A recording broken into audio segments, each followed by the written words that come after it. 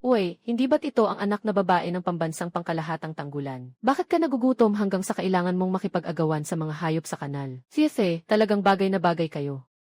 Kung maibabalik ko lang ang panahon, hindi ko na muling mamumuhay ng ganito.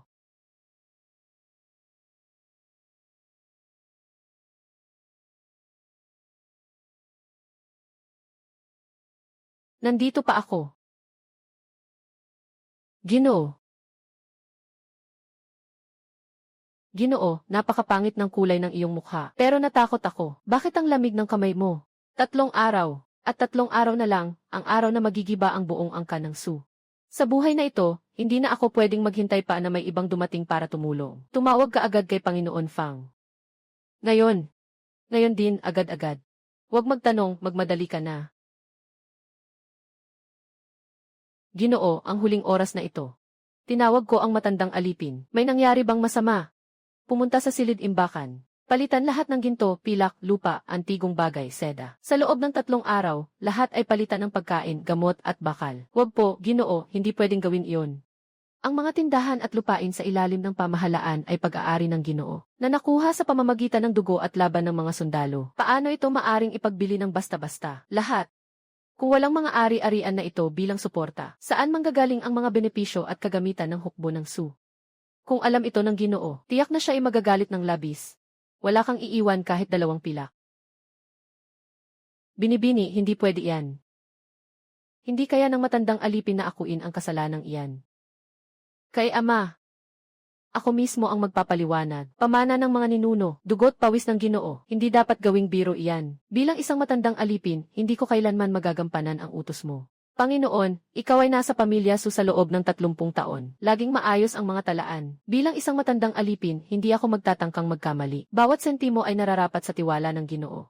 3 taon na ang nakalipas, sa kanlurang kampo, nilinis ang mga rebelde. May isang kapitan na tinatawag na Wang Shon. Siya ay nahatulan ng kamatayan dahil sa mahigpit na utos ng Ginoo. Tama ang sinasabi ko. Mga talaang pinansyal ng bahay ng binibini, hindi ninyo dapat tinitingnan. Hindi talaan ang tinitingnan ko, kundi ang puso ng mga tao. Vieilleville, 17, Liwi Lane, timog ng lungsod ng Chengdu. Biyuda ni Wang Shon na may kasamang 5 taong gulang na bata. Buwan-buwan, tuwing 3 araw, nagpapadala kayo ng isang tao para magdala ng 10 liang ng pila at isang sako ng bigas. Kung malaman ito ng mga tao ni Gaosong, ikaw ay nagkasala ng paboritismo. Ang aking ama ay hindi mahigpit sa kanyang pamamahala. Hindi maghihintay ang pamilya Su ng 3 araw. Kailangan na nilang bumagsak ngayon. May kasalanan ang matandang alipin. Wala kang kasalanan. Mali ang paggamit mo ng iyong katapatan. Gawin mo ang sinasabi ko. Hindi lang kita maaalagaan, kundi pati ang lahat ng mga pamilya na tulad ng kay Wang Shon, na nagbuwis ng dugo at nagsakripisyo para sa pamilya ng Su. Naiintindihan na ng matandang alipin. Mula ngayon, susunod ang matandang alipin sa utos ng Ginoo. Ginoo, ito ay mula sa mga utos ng iyong ama at ang karangalan na nakuha ng mga sundalo sa kanilang buhay. Talagang lahat ay kailangang. Pagkatapos ng 3 araw ng karangalan, ang mga karangalang ito ay magiging mga paratang na nag-aatas ng kamatayan. Mga paratang na nag-aatas ng kamatayan. Hindi maintindihan ng matandang alipin. Ang tabak na ito ay hindi malinaw sa kalaban. Ang purple gold armor na ibinigay ng pinuno ng bansa ay lihim na itinago. May masamang balak, nais na magtahi ng kasalanan. Ano ang hindi maaasahan? 3 araw mula ngayon, malaking kapahamakan ang darating. Ang mga bagay na ito ay hindi makakapagbigay ng kahit isang butil ng bigas. Magdadala lamang ito sa aming pamilya sa kapahamakan. Nakita ko ang aking ina noong nakaraan. Ang asawa ng duke ng proteksyon ng bansa ay sa piitan. Tinanggalan ng huling palamuti sa kanyang ulo upang makakuha ng isang bulok na manto. Kaya't ang mga bagay na ito. Ayaw ko nang makita kahit isa. Ginoo, mag-utos ka na. Bago magsikat ang araw. Gusto kong makuha ang lahat ng mga may-ari ng bangko, pawn shop at rice shop sa kabisera. Lahat ay nagpakita sa harap ng aming tahanan. Sundin ko ang utos. Tumayo ka na. Ang pagtawag sa mga negosyante ay unang hakbang lamang. Palitan ang lahat ng aming mga Ingshan Luwinery. At lahat ng irigadong lupain sa labas ng lungsod. Miss, ito ay ugat ng pampublikong tahanan. 70% ng kita taon-taon ay nakasalalay dito. Malapit nang maputol ang buhay. Kailangan ng ibang daan patungo sa buhay. Palitan ang lahat ng abandonadong tore ng apoy sa hangganan sa kanluran at ang paligid nitong buhangin. Tore ng apoy. Buhangin. Ginoo. Sinasabing ang lugar na iyon ay pinagmumultuhan. Walang tumutubo. Ano ang silbi nito? Ang hakbang na ito ay katulad ng pagputol sa sariling braso. Masyado tayong malakas kumilos. Kailangan ng ibang tao para takpan tayo. Ito ang titulo ng lupa ng Southern Hot Spring Villa. Maghanap ng paraan para maipasa ito kay Gaosong. Gaosong, hindi sila nagkakasundo ng Ginoo sa reforma ng militar. Kami, dahil hindi nagkakasundo, kailangan naming ipadala ito bilang pagbabayad ng lumang utang. Isama na rin ang isang liham na walang pangalan. Sabihin na maaaring may hindi inaasahang bisita sa kanilang tahanan. Kailangan nilang maging tahimik ng 3 araw para makamit ang kapayapaan. Ito ay isang pagbabanta sa dakilang ministro. Hindi ko siya binabantaan. Gusto ko lang na tumahimik siya dahil sa makukuhang malaking pakinabang. Isara ang pintuan sa loob ng 3 araw, hindi siya makakarinig ng kahit ano. Hindi rin niya makikita ang anumang balita o galaw sa Chengdu. Tapos na ang desisyon. Ngayon, usapin na lang ang pagpapatupad. Kontakin ang Hengtong Bank. Sakin sila, ipakita na lang agad sa kanila ang pinakamagandang mga gintong ingot. Makipag-ugnayan sa 10,000 kumpuni. Sa likod na pinto magpapasok. Sa timog ng lungsod, ang tindahan ng bigas ng Fengyan. Direktang makipag-usap tungkol sa pagbili ng bigas. Tandaan, lahat ay hiwalay na magpapasok. Sa gilid na pinto bago magdilim, kailangang makita ko sila. Ako ang matandang alipin, gagawin ko agad.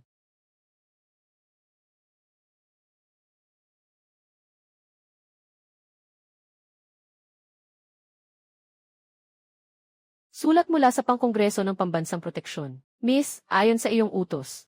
Ang ilan sa pinakamainit na silk shop at restaurant sa loob ng lungsod ng Diyos. Lahat ay pinalitan na. Ang mga pinalitan ay ito.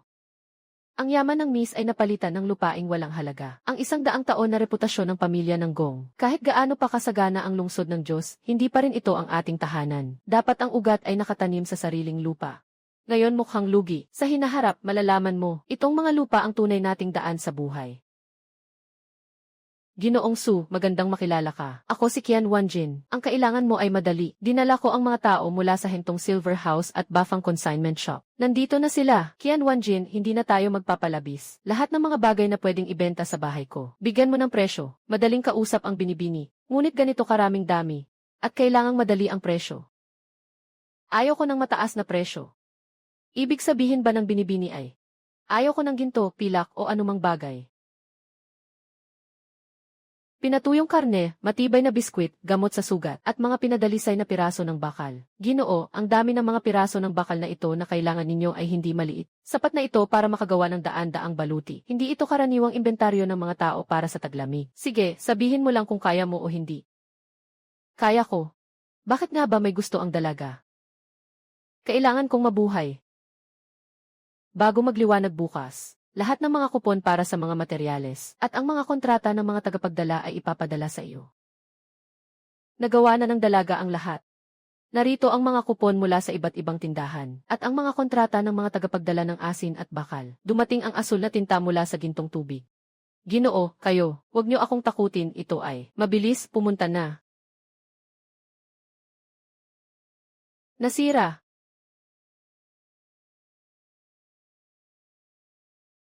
Ginoo. Huwag na huwag. Ito ang ating huli. Kapag pinananatili natin sila, daan iyon patungo sa kapahamakan. Tio Fang, ikaw naman.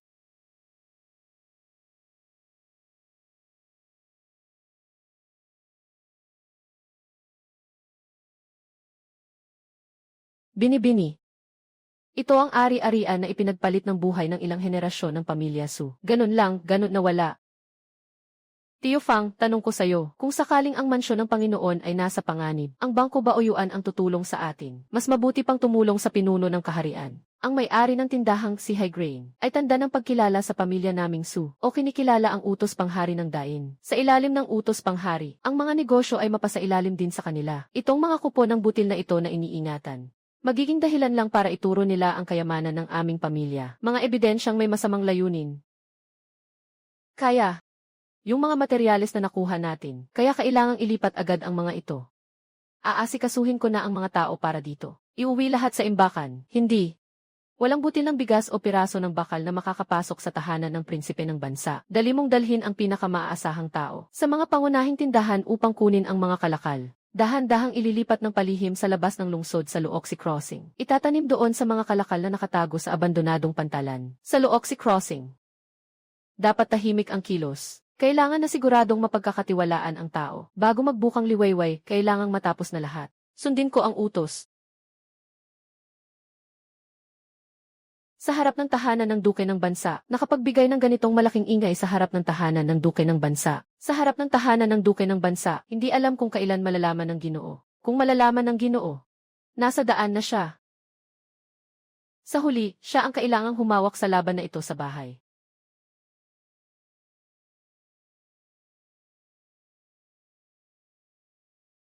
Miss, hindi. Maganda na. Ginoo. Ginoo, nagmadali siyang bumalik mula sa kampo ng kanlurang hukbo. Nandyan na siya sa labas ng pintuan. Dumating siya sa tamang oras.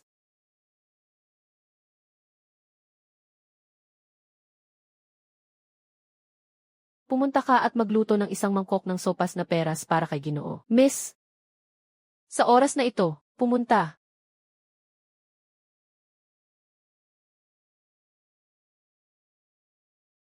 Alam mo ba ang iyong kasalanan, ikaw na masamang nilalang? Aking anak na babae, malugod na tinatanggap ang ama sa tahanan. Ama, nagmadali ka sa pag-uwi sa gabi. Hindi ka umalis sa iyong armor. Baka may nangyaring pagbabago sa mga usaping militar sa kanluran. Huwag kang magpalin lang dito sa mga tao. Magpalit ng paksa. Tatanungin lang kita, ang batas militar ng pamilyang Sunamin. Hindi ba kayang parusahan ang isang babaeng gaya mo sa kasalanang pagsasayang ng kayamanan ng pamilya? Maliit na bagay ang mga pag-aari ng ama. Mas mahalaga ang dangal ng pamilya. Hindi na mapapanatili ang mga ari-arian na iyon. Hindi totoo ang pamilyang Sunamin ay tapat at marangal sa maraming salinlahi. Nananatili sa kanluran. Sino ang mga ngahas na gumalaw sa akin? Pagkalipas ng 3 araw, ang buong pamilya ng Su ay ipapadala sa langit na kulungan. Langit na kulungan, sa tingin ko, sira na ang ulo mo. Magbabago na ang direksyon ng hangin sa general. Ang pinakailangan gawin ng ama ngayon ay agad na makipag-ugnayan kay Prinsipe Jing, Murong Jai, upang magtakda ng hangganan. Tumigil ka, si Prinsipe Jing ay haligi ng bansa. Nakikiisa ka sa akin. Paano kita papayagan na dito magtanim ng mga gawa-gawang paratang? Saan mo narinig ang mga walang katuturang usaping ito? Hindi ako mangahas na mag-imbento ng paratang. Ngunit nanaginip lang ako ng isang napakatotoo at kakila-kilabot na bangungo. Nanaginip ako na nilusob at pinasok ang mansyon ng aming pamilya. Ang dugo'y dumaloy na parang ilog. Nanaginip ako na ang ina ay nasa bilangguan at umuubo ng dugo. Hindi makakuha ng isang mainit na sabaw. Napanaginipan ko pa nga na ang unang lumabas at nagbintang sa inyo na nakipagsabuatan sa kaaway ay ang pinaka-pinagkakatiwalaan mong Prinsipe Jing. Nakakatawa lang na isang panaginip at saka ka pa mangahas na bawiin ang yaman ng aking pambansang tagapagtanggol na pamilya. Maaaring walang kabuluhan ang panaginip pero may ilan na talagang totoo. Halimbawa, sa silid aklatan ng ama. Nasa gitna ng aklat ng mga sandata ng kanlurang hangganan. Nakatago, ang kasunduan ng dugo na ginawa kasama si Prinsipe Jing. Hindi ang anak na babae ang nagkalat ng mga kasinungalingan, kundi siya ay mas maaga pang nakakita ng napakalalim na bangin ng pamilya Su. Ginoo. Waning, anong nangyari dito? Waning, bakit ganito kalamig ang kamay mo? Pero hindi ka naman maganda ang pakiramdam. Ina, okay lang ako. Pinoprotektahan mo pa siya. Hindi lang niya inubos ang kayamanan ng pamilya. Gusto niyang wasakin ang reputasyon ng angka ng Su, na nagbabantay sa kanlurang hangganan sa loob ng maraming henerasyon. Ibigay ito sa apoy. May sasabihin ang Ginoo, maganda sanang pag-usapan. Hindi alam ni Waning ang bigat ng sitwasyon. Ama, ina.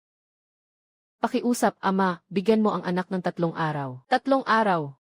Sa loob ng 3 araw, handa ang anak na ilagay ang sariling ulo bilang garantiya. Kung nagkamali ako, kung may kapahamakan ang pamilya Su, magpapakamatay ako sa harap ng dambana ng aming mga ninuno, bilang pasasalamat sa aming mga ninuno. Baliw ka, Waning. Ginoo. Huwag ninyo pakinggan ang kanyang kalokohan. Kung tama ako, makakahanap ng paraan ang pamilya Su para makaligtas.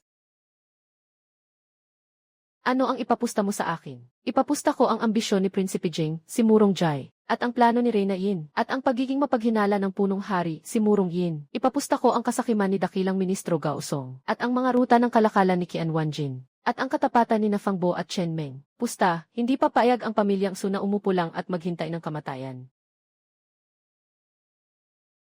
Binibini, handa na po ang inutusan ninyong peras na niluto sa kandadong asukal. Dinala ni King Dai ang sabaw.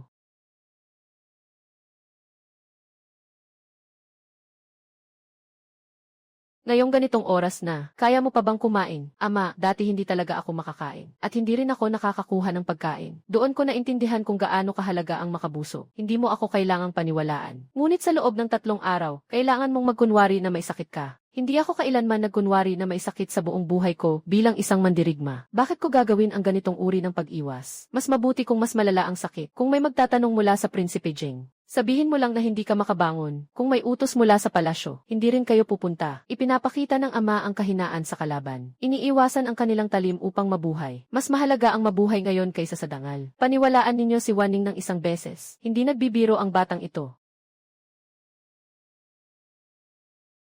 Sige, bibigyan ko kayo ng 3 araw. Pagkatapos ng 3 araw, kung ang su pamilya ay ligtas at walang masyadong problema, ikaw ang bahala sa parusa ng iyong pamilya. Nangning, samahan mo si Mama sa loob ng Hugugong Fiu. Nangning, sabihin mo kay Mama sa loob ng Hugugong Fiu. May nasaktan ka ba o nakaramdam ng matinding emosyon? Huwag kang mag-alala sa Mama. Anong nangyayari sa'yo?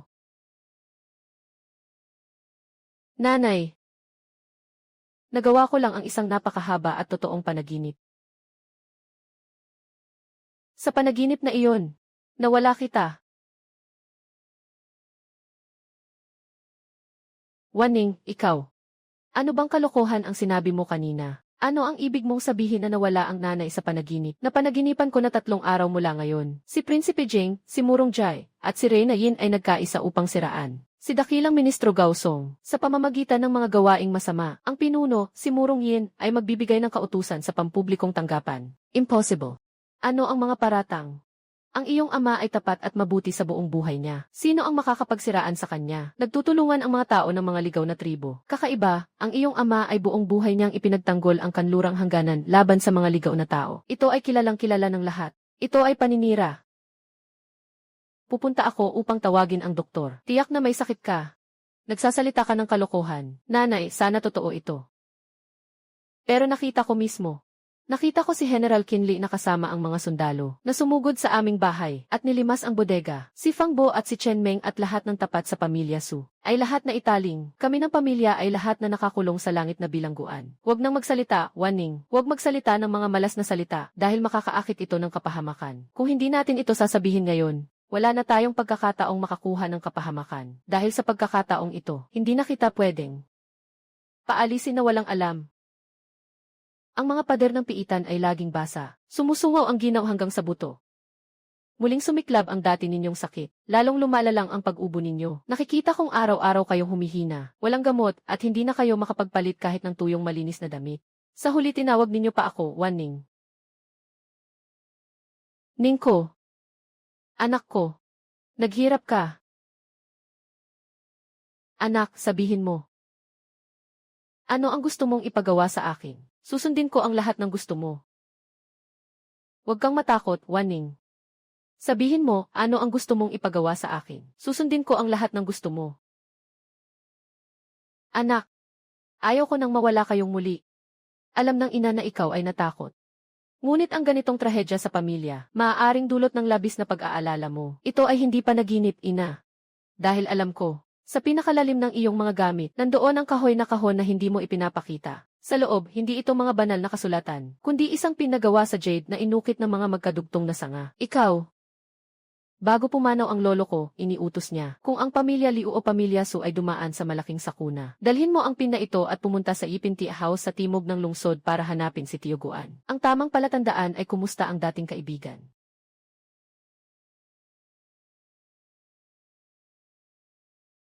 Diyos ko, Waning. Ito.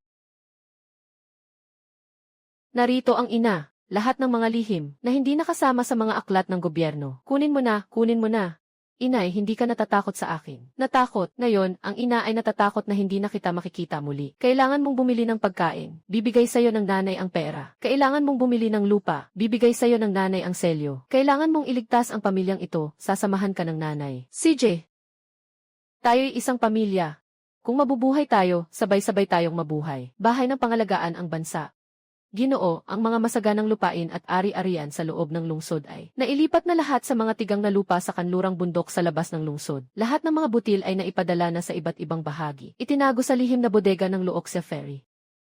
Magaling! Buksan mo ito, Ginoo.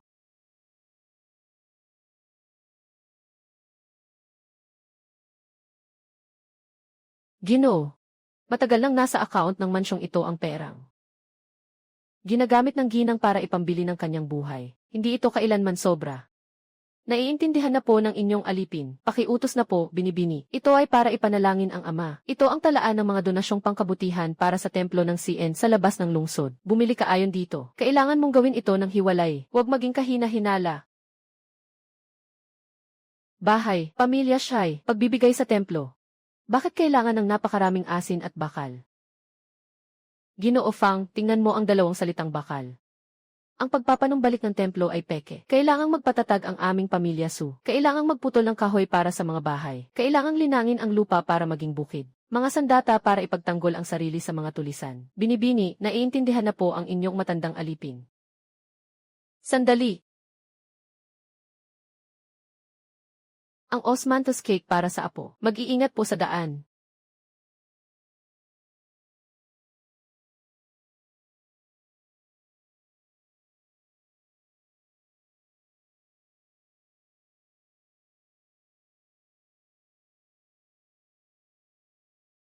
Miss, ayon sa inyong utos, ang unang batch ng mga supply ay naipadala na sa Luok sa crossing. Ang mga mata sa lungsod ay nagulat. Ang karwahe ni Qian Wanjin ay nagsimula na rin. Hindi ito nakatawag ng pansin kay Grand Tutor Gaosong. Gusto ni Qian na kumita kahit sa buhay. Ang supply ay ang pundasyon. Ang talento ay ang pader. Kunin mo ang listahan ng mga gwardiya sa loob ng tahanan mula sa opisina ng gobernador. Pumili ka ng 50 tao na pumirma ng kasunduan sa kamatayan. Mga gwardiya na may pamilya sa tahanan. Dapat matatag ang isip, tahimik ang bibig, at kayang tiisin ang hirap. Mataas ang pamantayan ng dalaga. Ngunit kung may ayaw manatili, ano ang dapat gawin? Bigyan ng sapat na salapi. Pakawalan ninyo sila. Ang sinumang gustong manatili. Mula ngayon, tanggalin ang kanilang pagkaalipin. Gagawin silang mga tagapagsilbi ng pamilya. Ako mismo ang ipapasok ang kanilang mga pangalan sa talaan ng mga sundalo ng pamilyang Su, na tanging ang tagapagmana ng duke ang maaaring mga siwa. Kanilang pamilya ay makikinabang din sa suporta at proteksyon ng mga tagasunod ng Su. Miss, ito ay napakalaking biyaya. Matandang al-servant, matandang al-servant. Salamat sa ngalan nila, Miss. Walang anuman. Kapag dumating ang araw na iyon, malalaman nilang ito ay isang pagtulong sa isa't isa. Mga tao sa palasyo ng dalaga, binuksan nila ang pintuan ng mansyon. Diretso silang pumasok sa harap ng tahanan ng prinsipe ng bansa. Ang dalaga Su ay talagang pinaghintay kami. Hindi ko alam kung anong mahalagang bagay. Ang dala ng pagbisita ng superintendente, utos mula sa reyna. Panganay na anak na babae ng pambansang Dukson Igu, si Sughinden, agad na pumasok sa palasyo at makipagkita. Walang pagkakamali. Naiintindihan, si Hindi ay maghahatid sa iyo. Yene, hindi na kailangan. Sinabi ng reyna, agad na nandyan na ang aming karwahe sa labas ng pinto. Miss Su, mangyaring. Pahintulutan niyo akong magbihis. Ano ang gagawin ng miss na ito? Si Reyna Yin, tiyak na may nalalaman siya. Hindi siya mapakali, gusto niyang alamin ang aking sitwasyon. Si Prinsipe Jing, si Murong Jai, marahil ay naghihintay din ng balita. Tama ka, dapat mag-alala. Tunawin sa maligamam na tubig, ipahid sa mukha ko. Tandaan, mula ngayon. Ako'y tila hindi pa ganap gumaling mula sa malubhang sakit. Nakapaghinipan lang ng hangin ay babagsak agad.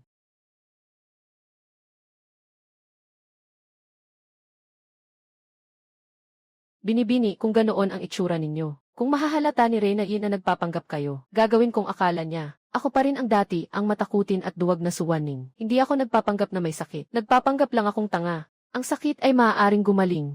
Ngunit mahirap gamutin ang katangahan. Mas iniisip niya na ako'y bobo at madaling abusuhin. Mas nagiging ligtas tayo.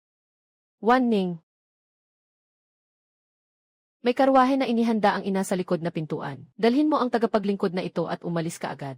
Mas mabuti kung lalayo ka ng husto mula sa kabisera. Kung aalis ang ina ngayon, parang kusang pag-amin iyon. Agad na mag-uutos si Reyna Yin na isara ang lungsod. Sa oras na iyon, wala sa atin ang makakalabas. Ngunit ang palasyo ay parang lungga ng mga dragon at tigre. Kung pupunta ka roon, aalis ako para mapawi ang kanyang pag-aalala. Upang paniwalaan niyang walang banta sa kanya ang pamilyang Su. Inay, pakinggan ninyo ako hanggang matapos kong magsalita. Kung hindi pa ako makabalik pagdating ng takip silim, agad ninyong dalhin si King Dai sa Guangzhou Pavilion. Sa ilalim ng mesa sa itaas na silid may mekanismo na nagbubukas ng lihim na lagusan palabas ng mansyon. Huwag kayong magdala ng kahit ano, at huwag ninyong hintayin ang ama. Tandaan mo ang unang tanong, sunugin ang mga liham sa silid-aralan. Walang dapat iwanan.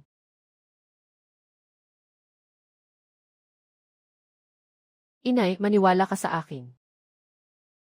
Gagawin ko ang lahat para makabalik. Reyna Yin, sa nakaraang buhay, ipinagkaloob mo sa akin ang pagkawasak ng angkan ng Su. Pinabayaan mo akong mamatay sa lamig ng bilangguan. Sa buhay na ito, nais kong makita mong nakatingin ka sa iyong makapangyarihang gusali. Kung paano unti-unting nagiba hanggang naging malamig na guho. Sa loob ng palasyong Dayin.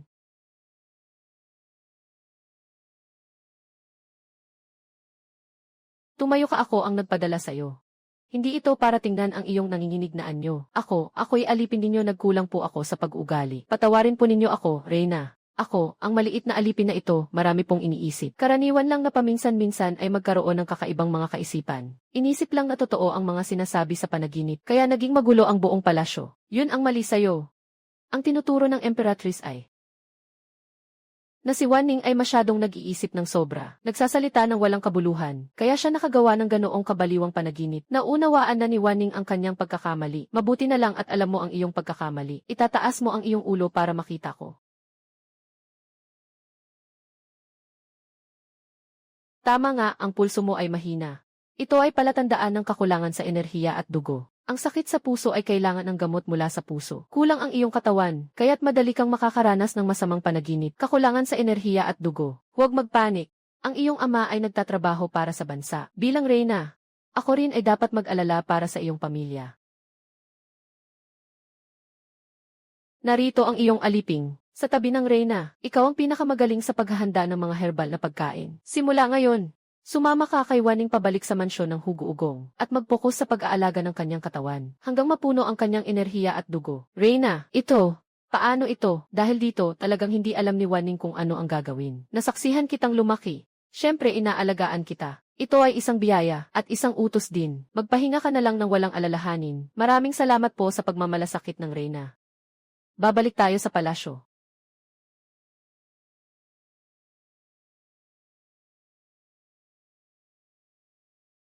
Ginoo, ang mga kilos mo sa palasyo. Talagang para hindi magduda si Reyna yun. Ito ay isang palabas lamang. Hindi siya mapakali. Walang sinuman sa atin ang makakapagpahinga. Ngunit nagdala tayo ng isang tao pabalik. Kung sakali, walang kasiguraduhan si King Dai. Hindi pa niya naranasan ang lasa ng pagkawasak ng pamilya. Wala nang puwang para matalo. Sa larong ito, kailangan lang manalo. Nabalamang si Lula Odun kay Yanli. Jinshu, matagal ko nang narinig na ang dalaga ay ang pinakamaasahang tagapamahala ng Reyna at ang kanyang kasanayan sa pag-embroider ay walang kapantay sa kabisera. Ngayon ko lang siya nakita, talagang napakaswerte ko. Nako, masyado namang mataas ang iyong papuri. Hindi ko kayang tumbasan iyon. Ay, anong alipin, anong hindi alipin? Ibinigay ka ng Reyna, ikaw ay isang mahalagang bisita ng aming tahanan.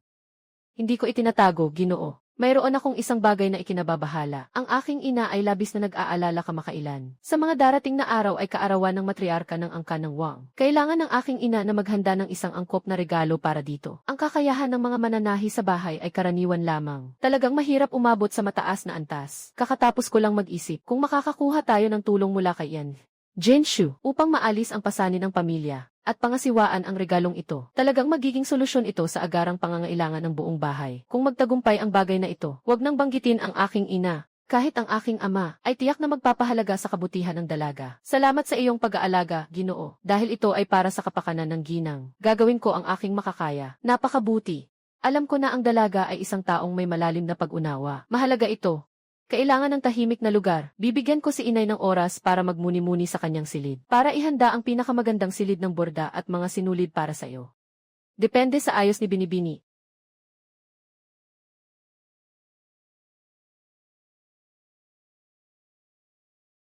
Nang hihinayang, ikaw rin pala ay nakabalik na.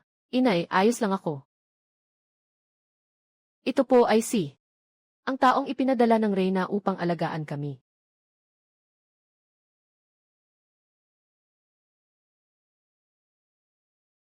Ayan, Jinshu, kinausap ko ang aking ina tungkol sa paghahanda ng regalo para sa kaarawan ng matandang babae ng angkan ng Wang. Kaya't ipinagkakatiwala ko ito sa iyo. Dahil mayroon kang ganitong galing, karapat dapat kang gampanan ang mabigat na tungkuling ito. Ang Jingsiyuan sa loob ng tahanan ay pinakatahimik. Inutusan ko na ang mga tao na ihanda ang pinakamagandang silid ng borda. Mula ngayon, maari ka nang magborda ng walang alalahanin. Suan, dalhin si Gyangi. Jinshu sa Jingshuan, ipasa mo ang aking mensahe bago matapos ang regalo para sa kaarawan. Walang sinuman ang pinapayagang pumasok at manggulo. Kailangan ng pinakamagandang sinulid na laso. Hindi ito dapat maubusan sa loob ng 100 araw. Gino.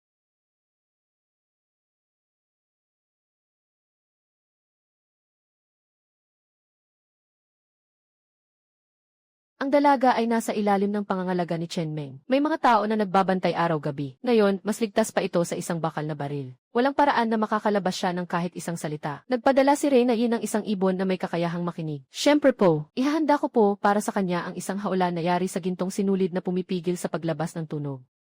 Bini-bini. Ano po sa palagay ninyo? Ayon po sa inyong utos, narepaso na po ang lahat ng mga bodega at mga sentrong suplay. May sapat na mais at pinatuyong karne para sa 3,000 tao sa loob ng 1 taon. Mga espesyal na halamang gamot na makakatugon sa mapanganib na singa o sa kanlurang distrito. Maraming hindi pa pinoprosesong mineral ng bakal at koks. At ang mga pangunahing hilaw na materyales para sa paggawa ng pulbura. Wala kahit isa ang nawala. Hinati na at ipinadala sa iba't ibang himpilan ang lahat ng mga bihasang manggagawa. Handang magsimula anumang oras. Lahat ay handa na. Reyna Murong Jayin.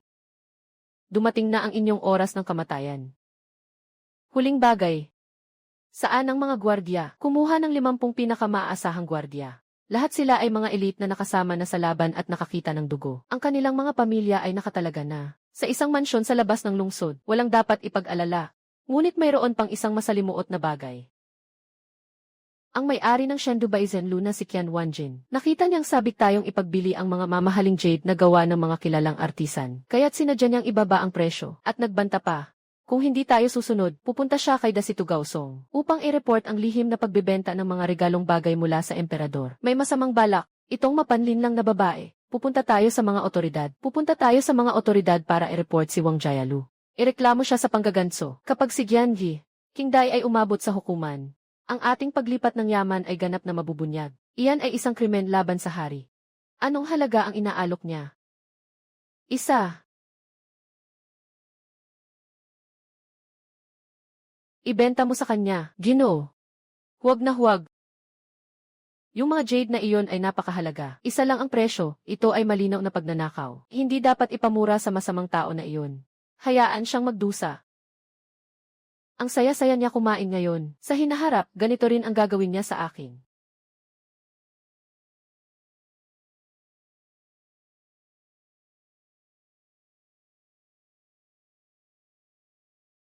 Hindi lang bibili si Panginoon. Magbibigay pa siya ng isang bagay sa kanya. Magbibigay din sa dalaga. Hindi talaga maintindihan ng alipin. Malinaw na pinagsamantalahan nila ang kagipitan para mangurakot. Bakit pa natin kailangang gawin? Yung si Curry, paulit-ulit na nagmamakaawa. Ipapadala na rin ang dating dugo na kilid ng nakaraang dinastya. Sabihin mo sa kanya, ito ang alay ng aking pangkagawaran ng proteksyon sa bansa. Para maramdaman niya na talagang natakot tayo. Ginoo, nilalakad natin ang dignidad ng pamilya namin. Dignidad. Ang namatay na si Panginoon Fang ay walang dignidad. Hindi maaaring makialam ang mga gwardya ng pamahalaan sa bagay na ito. Kailangan mong personal na asikasuhin ito. Ginoo, ano ito? Pupunta sa itim na tubig na eskinita sa timog ng bayan. Itim na tubig na eskinita. Ginoo, ang lugar na iyon ay puno ng dumi at kalat. Ito ay labas ng batas ng Shendu. Kami sa pamahalaan, kaya nga ito ay maginhawa para sa mga gawain. Ibigay ang liham at ang isda sa isang mapagkakatiwalaang tao. Mapagkakatiwalaang tao, miss. Paano mo nakilala ang ganitong uri ng tao? May utang siya sa pamilya ng isang buhay. Panahon na para magbayad ng utang. Ibigay mo ang liham at ang isda sa kanya. Alam niya kung ano ang dapat gawin. Gusto ng dalaga na siya. Huwag kang mag-alala, ano man ang gawin niya. Pagdating ng umaga, ayaw kong marinig ang pangalang Qian Wanjin dito sa Shendu. Muli.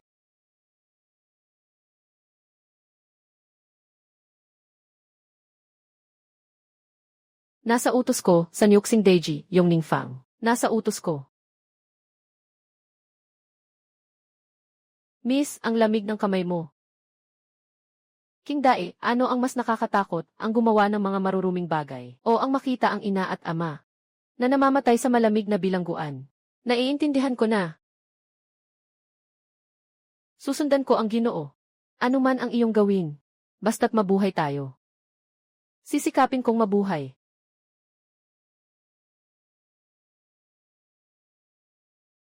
Nang daring mong makipagkita sa masamang babae ng pamilya nang wala ako. Tatay, nakabalik ka na. Kung hindi ako nakabalik, ibebenta mo na ba ang buong tahanan ng mga tagapagtanggol ng bansa? Sa pamilya Yin, nakita ko siya. Ayos lang. Tinatanggap mo pa ba? Ano ang sinabi niya sa iyo? O ikaw ba ang may sinabi sa kanya? Tinanong niya ako kung napanaginipan ko ang isang masamang panaginip. Sinabi ko sa kanya, napanaginipan ko ang buong pamilya ng pampublikong tahanan. Dahil sa krimen ng pakikipag-ugnayan sa mga estranghero, hinahatulan silang puksain ang kanilang lahi. Ganito ang mga pagkilos na sumisira sa sariling pader ng lungsod. Ano ang balak mo? Gusto mo bang itulak ang buong pamilya ko sa kawalan? Sa palagay ng ama ko, ang matalinong anak na babae ng supamilya at ang anak na babae ng Su na natakot sa bangungot. Alin ang mas makakatulog ng mahimbing si Haring Reyna? Kailangan lang niyang maniwala na ako ay duwag at hangal para mapanatili niyang ligtas ang kanyang sarili. Ano na ang tungkol sa mga espiya na ipinadala niya? Yung tawag na Jinshu, wag mong isipin na hindi ko alam. Mag-relax ka, ama. Naisama ko na siya sa silid ng aking ina para magmuni-muni. Silid ng pagninilay, nagsasagawa ng taimtim na pagdarasal ang ina. Ang mga naglilingkod sa kanya ay hindi basta-basta makakalabas. Ang Jing Siyuan ay isang napakamaayos na piitan. Si Jing Wang ay si Murong Jai, siya ay naglakas loob. Ama, tinuturing ko siya na parang anak. Ngunit nais niyang ilagay ang pamilya Su sa kapahamakan. Ngayon ay pupunta ako sa Jing Wang Fiu upang humingi ng paliwanag mula sa kanya. Tumigil ka. Bilang isang pinuno sa loob ng maraming taon. Kailan ka naging karapat-dapat na mag-utos sa akin? Kung pupunta ka ngayon, ikaw ay mahuhulog sa bitag. Ito ay tiyak na kamatayan. Bilang isang pinuno sa loob ng maraming taon. Kailan ka naging karapat-dapat na mag-utos sa akin? Kung pupunta ka ngayon, pupunta ba kayo para tanungin siya kung bakit siya nagtaksil? O tanungin siya kung kailan niya balak ialay ang inyong ulo sa hari? Ikaw. Tinawag ako ni Reyna In ngayong araw. Iyon ay para subukin. Handa na silang kumilos. At ngayon kayo pa ang pumunta sa kanila. Tamang-tama para bigyan sila ng kutsilyo. Ano sa tingin mo ang dapat kong gawin? Maghintay. Mula ngayon. Umiinit muli ang lumang sugat ng ama. Hindi makalakad ng maayos. Sarado ang tahanan ng duke para sa mga bisita. Walang sinuman ang pinapayagang bumisita. Walang makikita. Ako si Su Zhenwei, nagbabantay sa kanlurang Su, matatag at matibay. Paano ko matutularan ang mga mababang uri na nagkukunwaring may sakit para makaligtas? Mas mahalaga ang mabuhay kaysa sa magandang pangalan. Kung mawawala na ang buhay, kailangan pa bang may dakilang pangalan para sa lapida? Hindi ako naniniwala na kaya niyang gawin iyon. Dalhin mo ang mga bagay na inihanda ko, King Dai.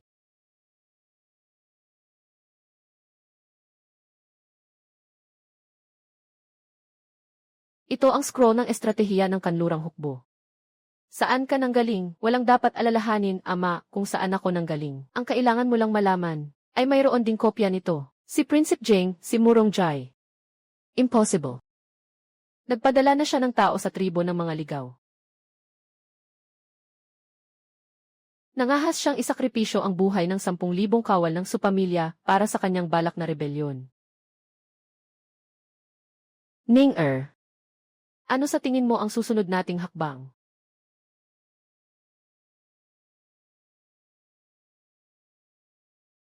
Ning-er, ano sa tingin mo ang susunod nating hakbang?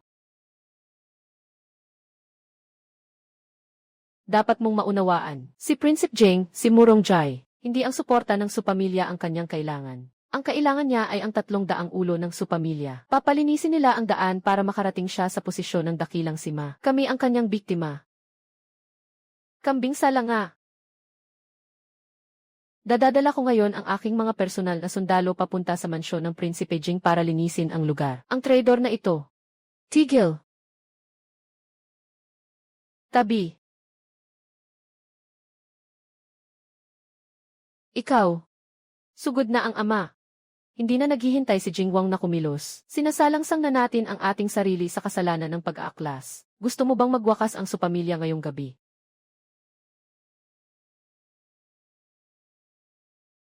Kung gayon, hayaan mo siyang magtaksil.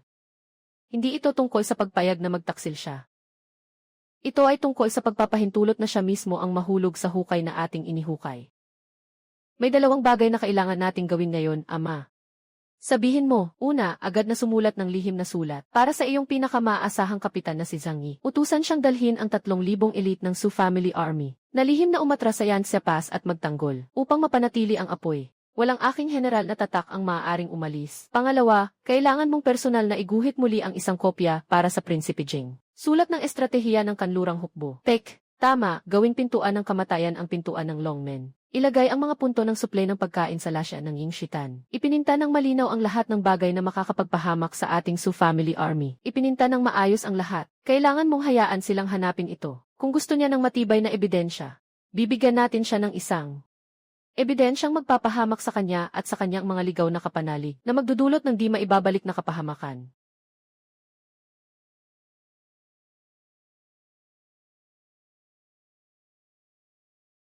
Waning, sabihin mo sa akin. Paano mo nga nalaman ang lahat ng ito? Hindi ito kayang ipaliwanag ng isang panaginip. Dahil, nakita na mismo ng iyong anak na babae ang kinalabasan na idinudulot nito. Nakita kong ang pambansang palasyo ay pinagsabihan at nakipagsabuatan sa mga barbaro. Lahat ng miyembro ay nakulong. Nakita kong ikaw ay inalisan ng titulo. Nakalock sa mga tanikala. Sa piitan, paulit-ulit na sumisigaw. Natapat sa dakilang yin, hanggang sa huli mong hininga. Nakita kong ang aking ina ay nagdurusa sa sakit at kapighatsyan. Nakatumba sa amag na damo, hindi na nakabangon pa. Nakita ko na ang 317 miyembro ng pamilya Su ay pawang nagdusa at pumanaw ng may kahihiyan. Aking Ning-er. Pinahirapan kita.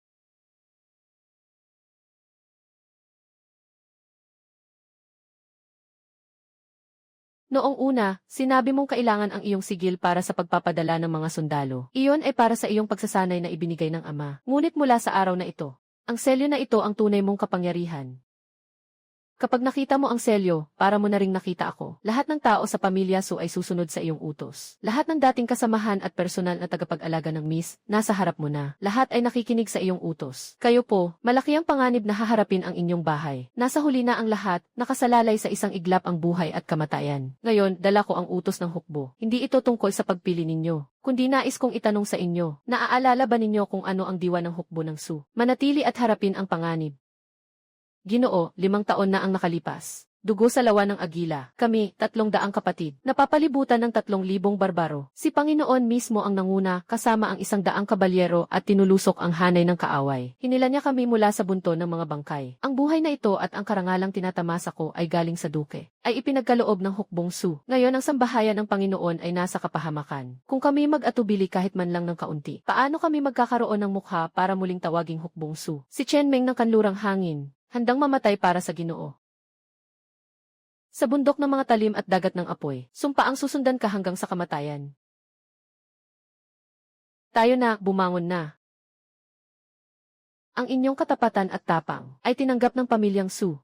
Ngunit simula ngayon, hindi na kayo mga gwardiya ng pampublikong tahanan. Kayo ang unang grupo ng mga tagumpay sa muling pagbangon ng pamilya Su. Basta't makatawid tayo sa pagsubok na ito. Bawat isa sa inyo ay makakatanggap ng bahagi ng lupain at sertipiko ng tahanan sa kanlurang hangganan. Miss, kami ay may isang mababang buhay. Nais lamang naming magpasalamat sa buhay na ibinigay ng Ginoo. Sa lupain, hindi kami nangangahas na humiling. Hindi ito isang luho. Ito ay nararapat sa inyo. Ang mga magulang ninyo ang nag-alaga sa inyo. Ako, si Suwaning, ang personal na nagtatala nito gamit ang aking opisyal na tatak. Ako, si Suwaning, ay may patunay gamit ang opisyal na tatak. Ang salita ko ay salita. Sa hirap at ginhawa, protektahan si Su para sa kapayapaan. Mula sa alas 12 ng gabi, kayo ay unti-unting aalis sa Chengdu, patungo sa Luoxedu. Nailipat ko na ang lahat ng pagkain, gamot, asin, at bakal ng pampublikong tanggapan dito. Lahat ng ito ay nailipat na, hindi ito mga kalakal. Ito ang huling ugat ng pamilya Su. Ito ang aming buhay. Naiintindihan ng mga nasasakupan. Kami ay nanumpa na ipagtanggol ang Luoxia Ferry hanggang sa kamatayan. Mayroon pang huling utos mula sa general. Ano man ang mangyari sa Diyos, kahit na ang tahanan ng duke ng pagsasanggalang ay masira at ang mga tao ay mamatay, walang sinuman sa inyo ang dapat bumalik upang tumulong. Ang aming tungkulin, Ginoo, ay protektahan kayo ng buo. Kung kayo ay nasa panganib, hindi ko kayang mabuhay ng walang saysay. Ang kahulugan ng isang general na si Chen Meng ay tagumpay, hindi ang walang kabuluhang sakripisyo. Kayo ang apoy ng pamilya Su. Ang apoy ay hindi mamamatay. Nandyan ang pamilya Su. Kung ako'y mamatay, lalo ninyong dapat bantayan ang Luoxia Ferry. Para sa akin at sa tahanan ng publiko. Para sa paghihiganti ng lahat ng namatay na miyembro ng pamilya Su. Aking tinanggap ang utos.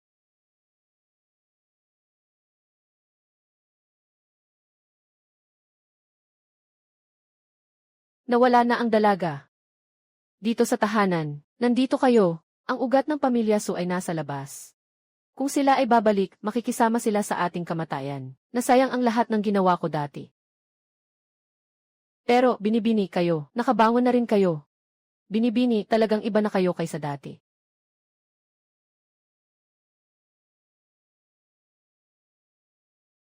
Ang mga nakabalik mula sa impyerno. Ang higit na nakakaalam kung ano ang karapat-dapat ipagsapalaran ang buhay.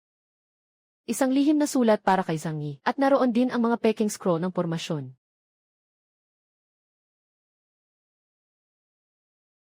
Salamat sa hirap ng ama. Ilagay na lang sa ilalim ng pedestal ng espada na ibinigay ng naunang hari. Matagal na niyang pinapangarap ang espadang iyon. Nakita ko na rin ang ama, na nagbukas ng mekanismo. Walang mas angkop na lugar kaysa doon. Hindi ko inasahan. Natanging ang pamilya Su lang ang tinitingnan niya, ang batayan para sa kanyang pag-akyat sa trono. Kaya't ama, simula ngayon, ang karangalan at kapalaran ng angkan ng Su ay nasa ating mga kamay na, hindi na ito ipagkakatiwala sa iba. Tandaan ko ito.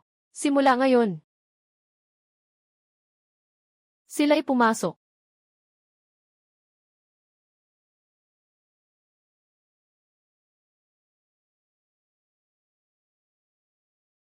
Ama, huminto ka. Sobrang nang-aapi ang mga magnanakaw. Masyado silang matapang na pumasok sa tahanan ng prinsipe. Ang gusto nila ay kayo. Lumabas ka na ngayon. Hindi pa nababasag ang pintuan ng tahanan. May oras pa tayo. Pinapwesto ni Chen Meng ang mga tao niya sa pintuan ng bahay. Bago ako mag-utos, walang sinuman ang papayagang pumasok o lumabas. Opo, Binibini. Kumusta naman sina Fangbo at Qian Wanjin roon? Nagawa na ayon sa utos ng Binibini. Si Zhang Qi, ang ghost hand. Nakuha na ang ebidensya ng kanyang lihim na pakikipagsabwatan sa tribo ng mga ligaw na tao. Gagamitin ko ito bilang panggigipit. Ibinigay na niya ang lahat ng mga aklat ng transaksyon sa aming pamilya, ang Su. Dala ang kanyang kayamanan, siya'y tumakas. At hindi na muling magtatangkang bumalik sa kabisera. Magandang balita. Kaya dapat ka na ring umalis. Sa ganitong oras, paano ako makakalayo, Ginoo? Nais ng matandang alipin na manatili upang protektahan kayo at ang Ginoo. Ang inyong pananatili ay makakasama namin sa kamatayan. Ito ang kabuang talaan ng mga ari-arian ng lahat ng panlabas na industriya ng pamilya Su at ang pribadong tatak ng pamilyang Su. Lahat ng mga lihim na marka at lokasyon ng mga tauhan. Maliban sa akin, ikaw lamang ang nakakaalam. Ang iyong paglabas ay para hawakan ang isa pang bahagi ng buhay ng pamilya Su. Mag-iwan tayo ng 100 para sa ating kaligtasan. Nasa inyong mga kamay ang kinabukasan ng pamilya Su. Mas mahalaga ito kaysa sa inyong pag-iiwan ng laban. Naiintindihan ng matandang alipin. Naghihintay ang matandang alipin sa labas para sa pagbabalik ng Ginoo. Kunin ang tatak na ito ng inyong sariling kamay. Sige na! Dumaan sa madilim na kanal na nag-ugnay sa silangang sulok ng moat. Umalis na kayo ngayon. Anong nangyayari kay Wanning sa labas? Inay, huwag matakot. Lahat ay nasa plano. Naisip na ng ama natin, hindi ba?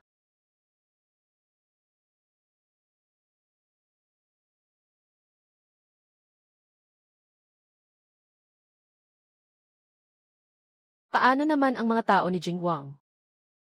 Ginoo, ang ginang ay si Zhao, ang tagapangasiwa sa loob ng palasyo. Pasok na siya.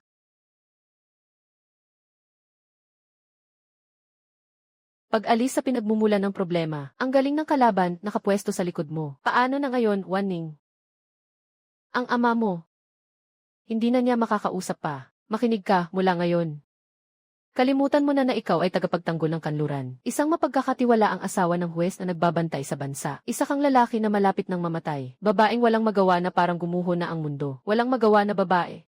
Kailangan niyang makipag-usap ng maayos sa kanya. Kailangan mong magpakatotoo. Siya ay dapat makipag-usap ng ayon sa batas. Kailangan mong ipaglaban ang iyong buhay. Hayaan siyang maramdaman na hindi siya makakausap ng maayos. Ang pamilya Su ay nagulo na. Wala nang sinumang makakapagpasya. Naiintindihan ko na. Ako, bilang opisyal, ay bumabati sa ginang ng duking tagapangalaga ng bansa. Magandang araw po, Binibining Su. Dumating ngayong gabi ang kagalang-galang na inspektor. Pasensya na at hindi namin kayo sinalubong ng malayo. Walang problema. Narinig ng aming prinsipe Jing na malala ang karamdaman ng Ginoo. Lubos siyang nababahala. Dumating ang opisyal na ito upang makipag-usap. Hindi ko alam kung nasaan ang Ginoo ngayon. Ginoo, ako'y sumusunod lamang sa utos. Kaya't sana'y magbigay kayo ng kaunting kaginhawaan. Mahal na Ginoo, hindi naman ako walang puso. Talagang, Ang Ginoo siya, ano na ang kalagayan ng Ginoo? Kaka-apply lang ng gamot ng militar sa Ginoo. Nasa proseso na ng pagpapawis at pag-aalis ng lason. Sobrang pinagsabihan. Sa oras na ito, huwag na huwag makakalabas. At huwag ding maabala kahit kaunti. Yes masyadong nag-aalala ang ginang.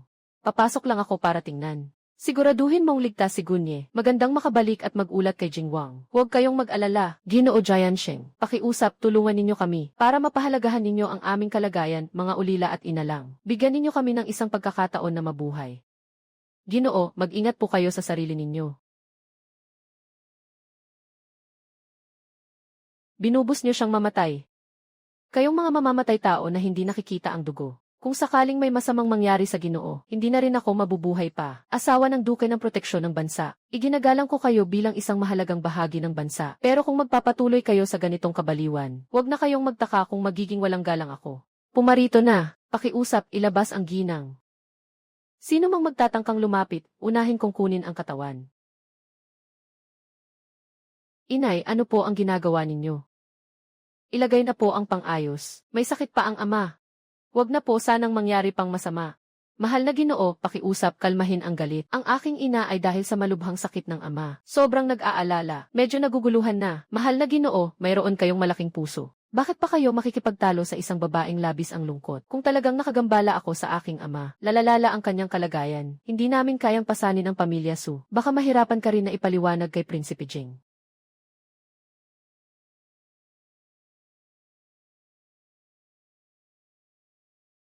Dahil pinipilit ng asawa ng duke ng bansa ang kamatayan. Ngayon ay bibigyan ko ng dangal ang tahanan ng duke. Salamat! Salamat sa pag-unawa, Ginoong Supervisor. Ayan, Gil. Su, narinig ng Prinsipe Jing na ikaw ay napakatalino kamakailan. Partikular niyang inatasan akong iparating ang kanyang pagbati sa iyo. Salamat sa pag-aalala, Ginoong Supervisor. Pakisabi kay Wang Jing na kumusta mula kay Wanning. May sakit ang aking ama. Ngayon, si Wanning ang namumuno sa buong pamilya Su. Magandang ikaw ang namumuno. Sinabi pa ni Wang Jing na ang galing ni Miss Su ay hindi pangkaraniwan, ngunit masyado itong halata. Mag-ingat, ang sobrang talino ay madaling masira. Walang pagkakamali si Wanning kanina, di ba? Walang ibang gumawa ng ganito kaganda. Nahirapan ka na. Ayos lang iyon. Ginoo. Kailangan nang umalis si Ginoo. Ginoo, pupunta na ako sa Luoxia Ferry. Sa pagpunta rito, tiyak na makakasama ang mga suplay. Hindi ko bibigin ang tiwala mo, Ginoo. Fangbo, ang iyong katapatan ay hindi dapat nakatali sa mga patay na bagay. Gusto kong mabuhay ka. Ang yaman ng pamilya Su ay dapat ipagtanggol ng mga buhay. Tanging ikaw lamang ang makakapagpatuloy upang harapin ang mga pagbabago. Itaguyod ang ugat ng pamilya Su. Ito ay isang utos. Sumusunod ang alipin sa utos.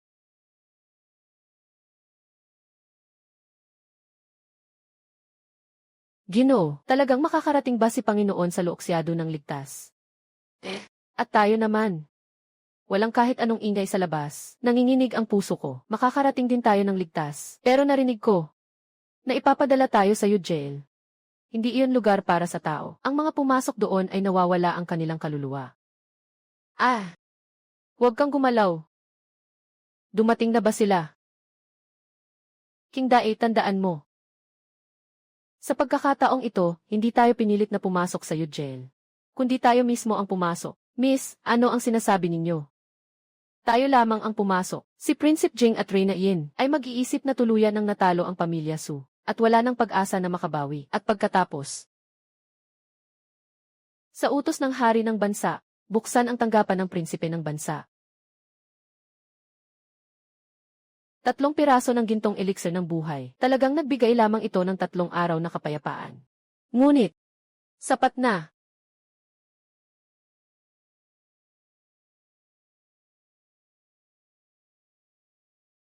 Natapos na ang 3 araw. Prinsipe Jing at Reyna Yin.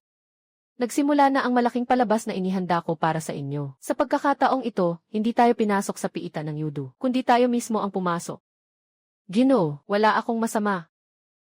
Hari ng bansa, ang prinsipe ng bansa, si Su Zhenwei, ay tumanggap ng utos. Ang prinsipe ng bansa, si Su Zhenwei, ay hindi nagpakita ng utang na loob sa bansa. Matagal nang may masamang balak kay Emperador Qian. Nalaman na may lihim na pakikipagsabuatan sa tribo ng mga Western Sleepers. Ibinenta ang impormasyon ng mga sundalo sa Yangtze Pass. Tiyak ang mga ebidensya, hindi ito matatanggap ng langit at lupa. Dahil sa kanyang mga nakaraang tagumpay sa digmaan, pansamantalang ipagpaliban ang paghatol. Agad na ikukulong ang buong pamilya Su. Ang Yudo ay nakikinig at naghihintay ng utos. Lahat ng ari-arian ay susuriin at kukunin. Ilalagay sa kaba ng bayan. Isang matibay na ebidensya.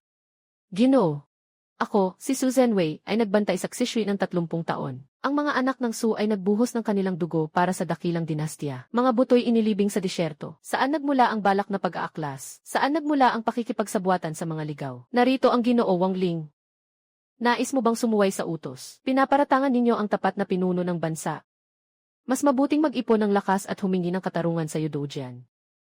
Walang dapat palampasin kahit isang sentimo sa pagsamsam. Dapat ay nakarating na si Fang Bo sa Luoxia Ferry. Napanatili na ang pundasyon ng pamilya Su. Susunod, titingnan na lang natin kung paano sila mahuhulog sa bitag na itinakda ko. Huwag mag-aksaya ng oras sa mga kalat na ito. Chang'an Pavilion. Iyan ay lugar na pinagkalooban ng mga nakaraang pinuno ng bansa. Kayo ba'y may lakas ng loob? General. Sabihin, lahat ng mga lupain at handog sa loob ng silid ay wala na. Lahat ng mga gintong ingot ay nawala. Naiwan na lang ang ilang mga walang laman na kahon. Ginoo. Huwag ka nang magpanggap, Yan. Su. May mga galaw ka kamakailan sa kabisera. Akala mo ba walang nakakaalam? Sabihin mo kung nasaan ang mga bagay. Huwag mag-alinlangan, General, ang aking ama ay tapat sa bayan. Nakikita ang mga barbaro sa kanluran na nag-iisip ng masama. Kaya't ang lahat ng ipon sa mga nakaraang taon ay ginamit para sa mga pondo ng militar. Ipinadala ito sa Yangtze Pass. Hindi alam ng aking anak na ito ay may kasalanan. Isang tapat na naglilingkod sa bansa. Yesue, kung ganyan katigas ang bibig ni Ian. Su, mukhang hindi tayo makakakuha ng impormasyon sa lugar na iyon ng Eugene. Mas mabuti pang, dalhin ka muna sa Jingxin Courtyard ng ESV para magpahinga. Narinig ko na ang mga paraan doon ay kayang magpagsalita kahit na mga bato. Bakit, natatakot ka ba, Yan? Su, sabihin mo ngayon kung nasaan ang kayamanan. Ako, ang general, maaaring payagan kitang umiwas sa paghihirap sa mansyon ni Dakilang Sit. Kinlay. Kung maglakas loob kang hawakan kahit isang hibla ng buhok ng anak ko, tiyak na papatayin ka at hahati-hatiin ng hukbo ng Su. Ginoo ng hukbo ng Su, pati ang sarili mo ay hindi mo na mapapanatili. General! Anong nangyari na naman? Sa lihim na kahon sa study ni Ginoo ang General, natagpuan ang isang selyadong kasunduan ng dugo at isang mapa ng depensa ng kanluraning hukbo. Dalhin mo. Nahuli na siya. Ha. Magaling. Sadyang tinutulungan ako ng langit. Ginoong Duke, ito ba ang tinatawag mong tapat na katapatan? Palihim mong nakipagsabuatan kay Prinsipe Jing at lihim na nakipagtagpo sa kanlurang hukbo upang magplano ng pag-aalsa. Ngayon narito na ang mga ebidensya. May sasabihin ka pa ba? Ikaw sinisiraan mo ako. Ito ay paninirang puri. Ang aking Ginoo ay malubha ang karamdaman. Paano mo nagawa ang ganitong bagay? Ito ay paninira. Paninira nga. Ginoong Su. Mukhang hindi ka man lang nagulat. General, hindi ako natatakot mamatay. Ang kinatatakutan ko lang ay ang pangalan ng aking pamilya na Su na nagbabantay sa kanlurang hangganan. Ngayong araw, ang mga kasinungalingang ito sa papel ay buong-buo nang nawasak. Pero ang talino mo sa salita. Mag-ingat ka, makarating ka sa Yudo Prison. May panahon pa ang buong pamilya mo para mag-usap ng mahinahon. Ipadakip ang buong angkan ng Su sa langit na kulungan. Sa pagkakataong ito, pumasok tayo dito ng kusa. Nakacheck na ang lahat sa imbakan ng General, sa mga libro at sa silid ng mga mahahalagang bagay. Maliban sa mga pang-araw-araw na gastusin, walang natirang ginto, pilak, alahas, o mga dokumento. Tumakas na. Magaling na tagapagtanggol ng bansa, inaasahan na ito noon pa. Kahit na ilipat mo ang buong bahay, ito ang pakikipagsabuatan kay Prinsipe Jing. Narito ang ebidensya ng kanyang pagtataksil sa mga dayuhan. Tingnan natin kung paano ka makakaligtas. Huwag kang matakot, lahat ay nasa plano. Tatay, mula ngayon, Ikaw ay isang taong malapit ng mamatay. Ano ang pinagmamalabis mo? Isang may sakit na tao. Diretso sa sasakyan. Umalis na, dadalhin sa piitan. Mga tao sa Chengdu, Mukui. Ito ang tahanan ng duke ng bansa. Mama, masama ba sila? Narinig kong may balak silang magrebelde. Talagang matapang sila. Karapat-dapat sila. Tumahimik ka kung wala ang 3 henerasyon ng Su na nagbabantay sa kanluran. Matagal nang naagaw ng mga estranghero ang tindahan mo. Pero naipasa na ang utos ni Wang. Ano man ang iyong mga nagawa, ano ang silbi nito?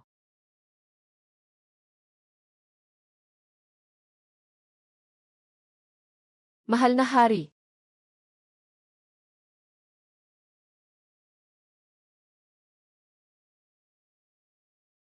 Ano ang nangyari?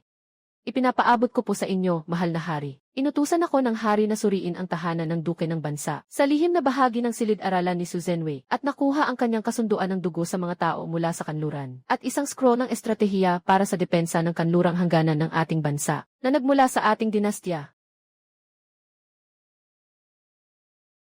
Ibigay mo ito.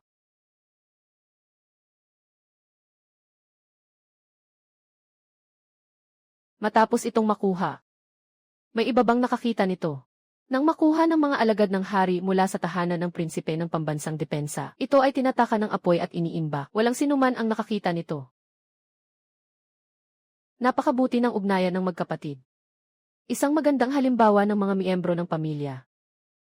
Nasaan si Su Zhenwei? Siya ay nakulong na ayon sa utos ng hari. Tinatanggap ba niya ang kanyang pagkakasala? Sinasabi lang na may nag-aakusa at nagtatangkang siraan. Pagsisinungaling.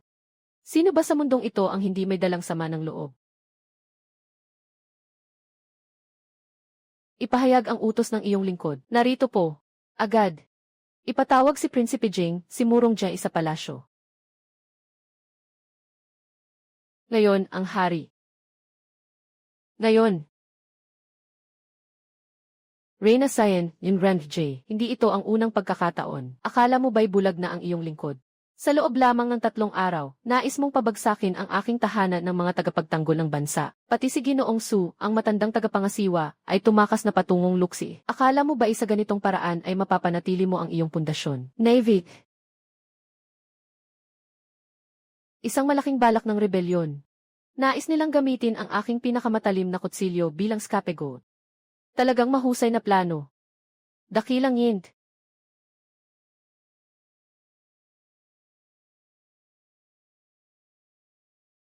Ipinapaabot ko sa dakilang hari. Dumating na ang Prinsipe Jing. Maaari ka nang umalis.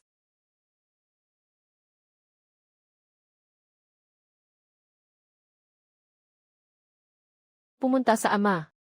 Tinawag ng ama sa gitna ng gabi, ngunit ang kaso ng pamilya Su ay maihatol na. Tingnan mo ito.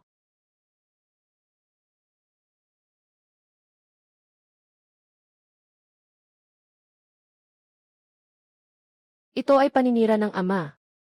Alam ng pamilya Su na wala na silang kapatawaran. Kaya't sinadyang gumawa ng bagay na ito. Nais nilang isama ako sa kanilang kasalanan.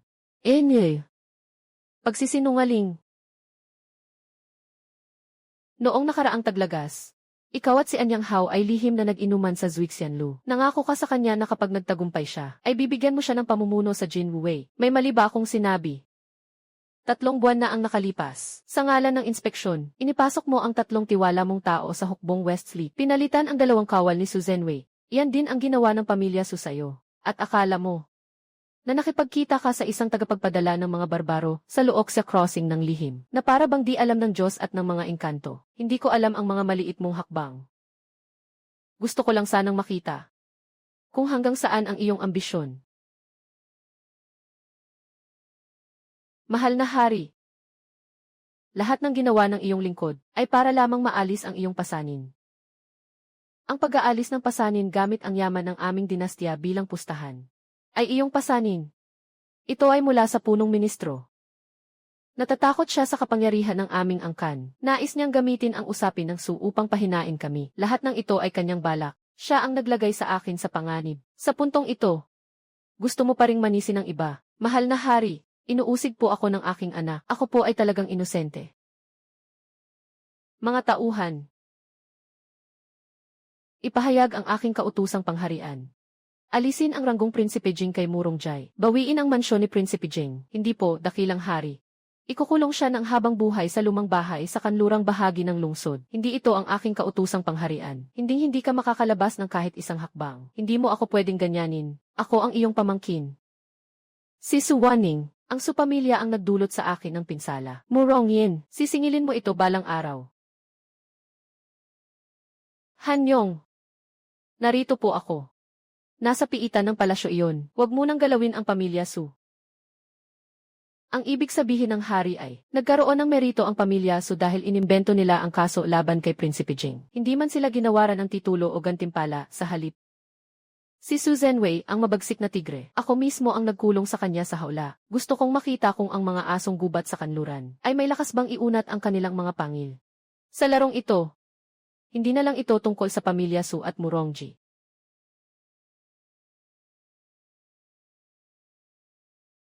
Ang pamilya Su ay 3 henerasyon ng tapat na lingkod na nagbabantay sa mga hangganan ng dakilang Yin, at ang kapalit nito ay ang kapalaran ng isang bilanggo.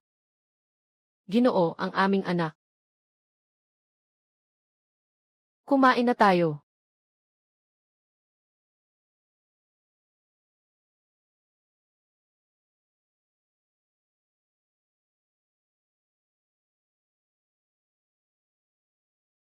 Nanay, kumain ka. Nangning. Hindi makakain ni nanay. Kahit hindi makakain, kailangan kumain. Hindi nagugutom si nanay. Nanay. Nakalimutan mo na ba ang pakiramdam ng gutom na walang tigil? Sa nakaraang buhay, ganyan ka bumagsak. Sa buhay na ito, kailangan mong mabuhay. Miss, anong sinasabi mo? Huwag kang umiyak, walang silbi ang pag-iyak ngayon. Wang Ning, tumingin ka sa akin. Lahat ba ng ito ay nasa plano mo?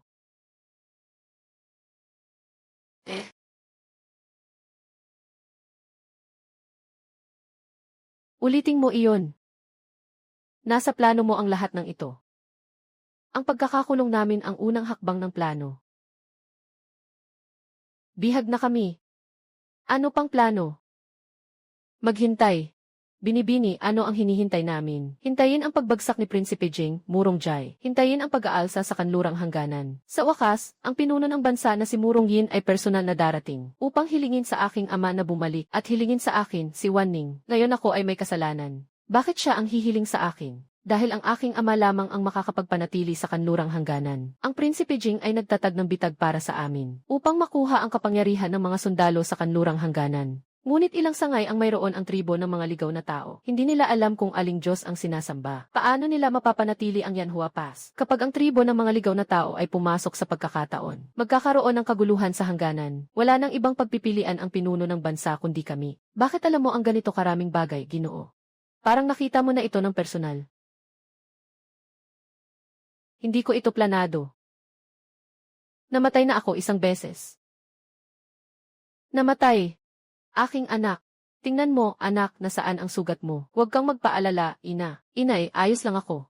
Pero naaalala ko ang bawat araw sa nakaraang buhay ko. Naaalala ko kung paano kayo namatay sa gutom at sakit sa bilangguan na ito. Naaalala ko rin ang ama. Nakita ng anak na babae ang inyong sirang baril. Na tinapakan ni Murong Jai. Sabi niya, ang katapatan ng pamilya Su ay walang halaga. Murong Jai.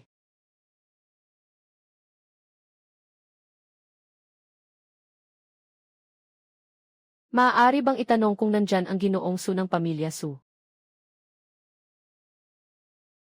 Sino ka? Ako si Lusan, isang matandang sundalo ng Yanhua Pass, dahil sa utos ng isang kaibigan. Nandito ako upang bumisita. Lusan, hindi kita kilala. Nagsilbi ako sa hukbo ng Su.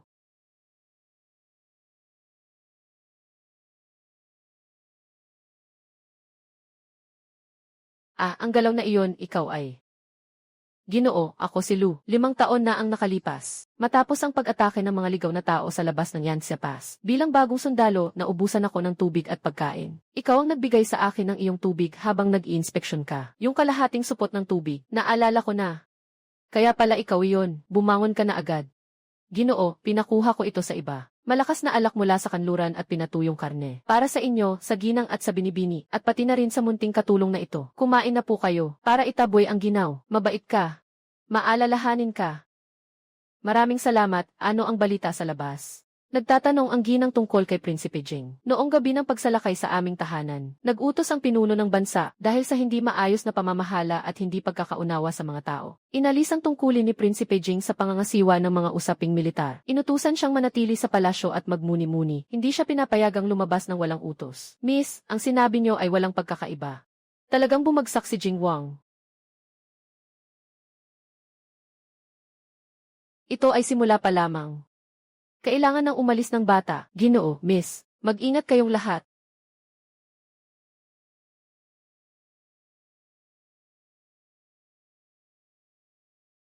Ning. Ano ang ibig mong sabihin na ito ay simula pa lamang? Napatumba ang isang murong jay, hindi kundi tinanggal lang ang isang piyesa, hanggat nandito pa tayo sa bilangguan. Ang tahanan ng prinsipe ng bansa ay mananatiling karne sa talahanayan. Ano ang gagawin natin? Hintayin. Ano pa ang dapat nating hintayin? Hintayin ba natin ang awa ng pinuno, si Murong Yin? Kapag nagulo na ang kanlurang hangganan, hindi ba't palaging tahimik doon sa kanlurang hangganan? Ang katahimikan ay ilusyon lamang. Ang mga tribo ng mga ligaw na tao ay sumusunod sa tubig at damo. Sa katapusan ng taglagas at simula ng tagwinter, tiyak na maubos na ang kanilang mga suplay ng pagkain. Kung bibilangin ang oras, dapat na silang bumaba sa timog. Gaano pa karaming plano ang inihanda mo? Paano mo mapapabagsak si Prinsipe Jing? Magdudulot ito ng kaguluhan sa kanlurang hangganan. Sapat na ito upang magdulot ng malaking pagbabago sa buong syudad. Gusto nilang kunin ang buhay ng pamilya Su. Ako'y hindi kundi isang espada na itinaga sa pamilya Su. Ibinabalik ko lamang ito ng walang pagbabago. Isara mo ng mabuti ang pinto ng bilangguan. Ano nang nangyari? May mga kaaway bang dumating? Magkakaroon na ng labanan. Lahat kayo, umalis na. Kung maingay pa kayo, wala na kayong makakain. May mahalagang balita mula sa prinsipe. Nawasak ang Yanhua Pass. Nawala ang 3,000 sundalo. Pumasok na ang mga barbarong kabalyero sa ating teritoryo.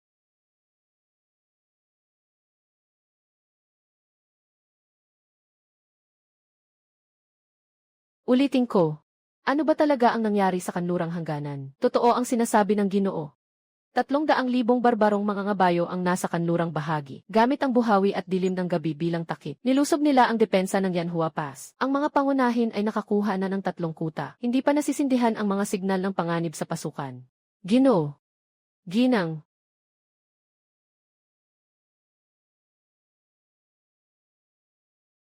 Imposible, ang Yingse Pass ay ako mismo ang nagpatayo. Matibay na matibay, si Zhang Yi ang aking itinaguyod na sundalo, matyaga at mapanlikha. Mayroon siyang 5,000 matatalinong sundalo, sapat ang suplay ng pagkain. Paano maaaring mabasag sa isang gabi lang? Ginoo. Hindi ko alam, kumakalat na ang chismis sa lungsod. Sinasabing ang tribo ng mga ligaw na tao. Parang may tulong ng Diyos sa pagkakataong ito. Parang alam nila ng husto ang ating depensa. Pinipili nilang salakayin sa pagitan ng pagpapalit ng mga gwardya. Laban sa pinakapahina sa depensa. Tama ang tama. Sabi ng nagbalik na scout. Sobrang tumpak nila. Yun ang mapa. Ama. Sila ay nakabase sa bahay ng huwarang guro na iniwan namin. Pinuntahan ni General Qinlian. Yung mapa ng depensa ng kanlurang hukbo ay ginawa. Pero iyon ay pek. Ginugol mo lang ang 3 araw. Para iguhit ang peking mapa. Kaya mukhang nanalo sila. Pero sa katotohanan, papunta sila sa kapahamakan. Papunta sa kapahamakan. Ning. Iyong laro. Pati na ang grupo ng mga asong gubat sa tribo ng mga ligaw na tao ay naipasok din. Ang susunod na sasabihin ni Kuya Lu. Paglabas sa selda na ito, huwag kang magsasalita ng kahit isang salita. Naiintindihan ko. Hindi naman ito dahil sa kanilang sariling kasakiman. Si Prinsipe Jingwang Murong Jai at Reyna Yin ay nais gumamit ng mga kamay ng mga barbaro upang patunayan ang pagkakanulo ng aking pamilya, ang Su. Nais ng tribo ng mga barbaro na gamitin ang planong pangmilitar na ito upang makapasok ng diretsyo at sakupin ang masaganang lupaing kanlurani ng ating dinastya. At ang mataas na pinuno, si Murong Yin, ay nais gamitin ang insidenteng ito. Isang beses lang, ang pagtanggal sa matinding kapangyarihan ng huwes ng pambansang kaligtasan. Dahil gusto nila lahat. Bigyan ko sila ng pagkakataon. Hayaan silang kunin lahat. Walang hiya, naling. Ikaw ay nakikipagsapalaran sa isang tigre. Inay, huwag matakot. Mabilis lang malalampasan ang pinakamahirap na bahagi. Nasaan si Zhang Yi? Nasaan ang pangunahing puwersa ng aking supamilya? Ang liham na ipinadala ko mula sa opisina ay para kay Bisi Zhang Yi. Matapos niyang matanggap ang liham, nang maaga ay pinangunahan na niya ang pangunahing puwersa sa tunay na lugar ng ambush. Ang lugar ng ambush ay sa Eagle Tirsai Gorge. At sa Longmen Pass, akala ng mga tao na ang pagwasak sa Smoke and Haze Pass ay isang madaling daan. Pero hindi nila alam na hindi yun ang daan palabas. Ito ang daan patungo sa kamatayan na inihanda ko para sa kanila. Habang mas malalim silang pumasok, mas mahigpit nilang yayakap ang bulsa. Ang galing ng palasong ito. Ama! Hindi pa rin natalo ang kanluranan. Nagsimula na. Mahal na hari, mabilis na balita mula kay Xilong. Ang tribo ng mga Tagalupa ay tuluyang natalo ang 3 pinto sa kanluran. Ang mga puwersa ay nakatutok na sa loob ng Yansha Pass.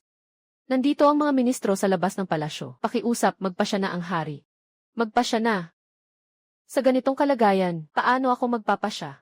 Nasa piitan si Su Zhenwei, ang dakilang tagapangalaga ng estado. Si Murong Jai, Prinsip Jing, ay ikinulong. Nagulo na ang loob ng hukbo sa kanluran. Sino ang makakatulong na magbahagi ng aking mga alalahanin? Mahal na hari, ang pagbagsak sa hangganang kanluran. Sa bawat dako ay tila kahina-hinala. Ang tribo ng mga taong walang bahay. Parang ginampanan nila ito sa sarili nilang sandbox. Para bang pinag-aralan nila, bawat hakbang na kanilang ginawa, na eksaktong naiwasan nila ang lahat ng bantay at bitag. Alam nila ang bawat maliit na daan.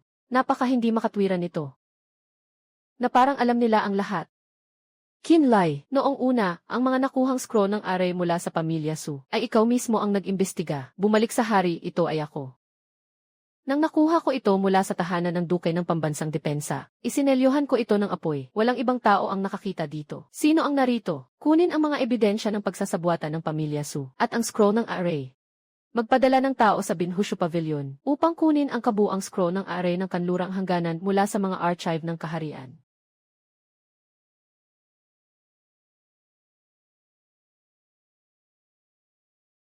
Mahal na hari, take ito. Ano? Dito ay nakatanda ang supply point ng spiritual vein. Ngunit sa kabuang mapa, dito ay isang tigang na maalat na lasyan. Dito minarkahan ang mahinang bahagi ng pormasyon. Ngunit sa kabuang mapa, ito ang sentro ng mamatay na malaking pormasyon ng hukbo ni Su. Hindi ito mapa para makipagsabuatan sa kaaway. Ito ay isang nakamamatay na patibong para akitin ang kaaway na pumasok ng malalim. Ayos lang, talagang magandang kapatid at magandang reyna. Ayos lang, isang magandang laro sa loob ng laro. Murong Jai, Reyna Yin, talagang mabuti kayong pamilya para sa akin. Nagtatangkang magsanib puwersa. Ginagawa akong piyesa. Ginagawa ang kaharian ng Yin bilang inyong pustahan. Mahal na hari, kalma lang. Sa kasalukuyan, napakadelikado ng sitwasyon sa kanluran. Mangyaring ingatan ang iyong kalusugan, mahal na hari. Huwag magalit, sa loob lamang ng 3 araw, ang aking tahanan ng mga tagapagtanggol ng bayan ay naging mga rebelde. Ang depensa sa kanluran ay parang walang silbi. Ito ang unang pagkakataon na ako ay nauto ng mga malapit sa akin hanggang sa ganitong antas. Ang laso ng planong ito, ang talino ng kalkulasyong ito.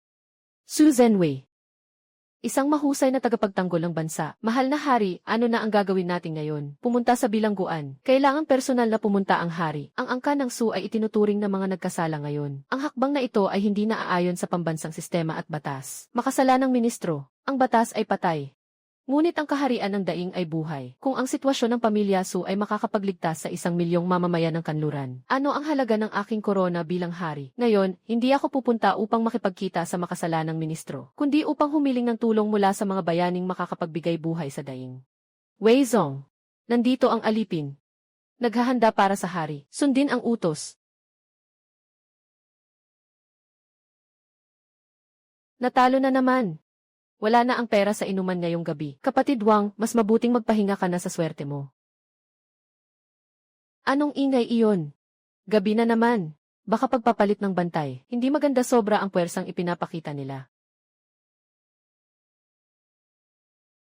Anong meron? May nakikita kang multo. Huwag kang gumawa ng ingay. Iyon ang watawat ng dragon at phoenix ng pinuno. Pinalilibutan tayo ng mga seremonyal na gwardiya sa harap ng sirang pintuan natin. Baliw. Nabaliw na ba? Kakatapos lang ng pag-raid sa pamilya Su ilang araw na ang nakalipas. Ngayon, personal na dumating ang pinuno ng bansa. Ito ba ay pag-akyat ng tao o pag-anyaya ng Diyos?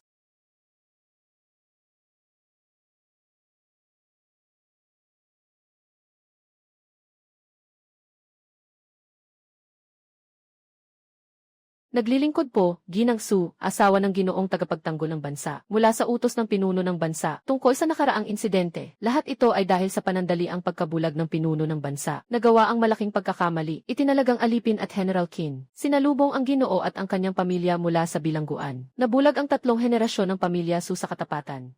Nagtatanggol sa kanlurang hangganan, nagmumula sa mga labanang puno ng dugo. Ang kapalit ay isang magaan na nabulag. Ang buong pamilya ko ay nasa bilangguan. Ang tapat na kaluluwa ay natatakpan ng alikabo. Maaari bang ipaliwanag ito sa isang sandali ng pagkabulag? Isang magandang halimbawa ng sandaling pagkabulag. Ito ay isang napakalaking biyaya. Kami, ang pamilya Su, halos nagbigay ng buhay ng buong pamilya para dito. Ang Ginoo ay natutulog habang ang balita ng digmaan ay nag-aapoy. Ang mga mangangabayo ng mga ligaw na tao ay pumasok ng diretsyo. Mangyaring isaalang-alang ang mga pambansang usapin, Ginoo. Agad na bumalik sa tungkulin. Muling hawakan ang kapangyarihan sa militar. Mga pambansang usapin.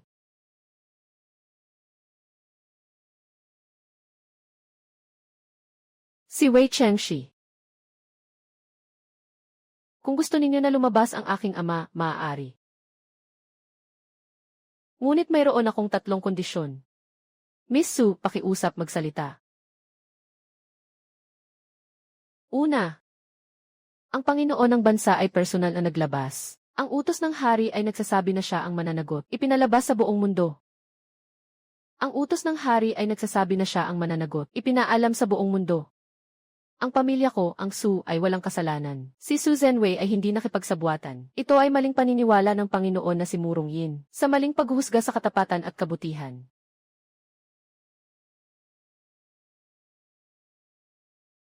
Ginoo, ito ay tungkol sa dangal ng Panginoon. Ito ay tungkol sa pundasyon ng bansa. Ang dangal ng Panginoon ay pundasyon ng bansa. Ang kalinisan ng angkan namin na Su, ay hindi bahagi ng pundasyon ng bansa. Pangalawa, Mrs., pakisabi. Ang pangunahing utak sa pag-imbento laban sa pamilya Su ay si Gao Song. Dapat siyang parusahan ng naaayon sa batas, upang magsilbing babala. Pangatlo, ang aking ama ay ibabalik sa kanyang posisyon, at muling hahawak sa opisyal na selyo. Lahat ng usaping militar sa kanlurang hangganan ay siya na ang may ganap na kapangyarihan. Ang pinuno ng estado na si Murong Yin ay hindi dapat mag-utos mula sa malayo, o manghimasok sa utos ng hukbo. Walang hiya ka, balak mo bang hatiin ang teritoryo?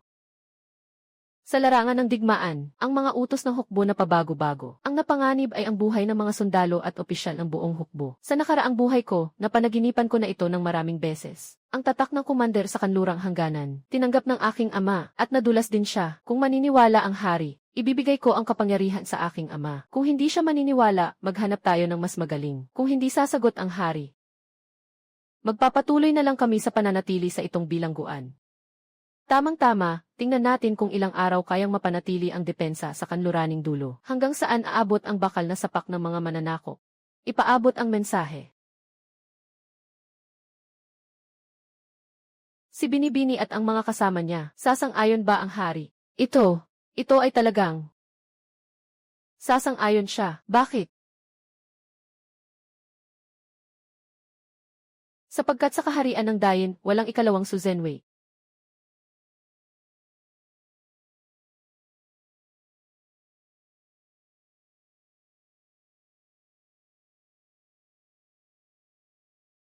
Ang nakaraan ng prinsipe ng pagsasanggalang sa bansa ay pagkakamali ko. Sa loob ng 3 araw, narito na ang panganib sa kanluran. Lahat ito ay dahil sa hindi ko pagkakaalam sa mga tao. Maling paghusga sa mga tapat. Dahil dito, ang pamilya Su ay napagkamalang may sala. Ang haligi ng bansa ay nadungisan. Ito na ang hindi ko unang pagkakataon na maloko ng mga masamang tao. Ngunit napakalaki ng pagkakamaling ito, na kayang guluhin ang saligan ng bansa. Ako'y nahihiya sa pamilyang Su.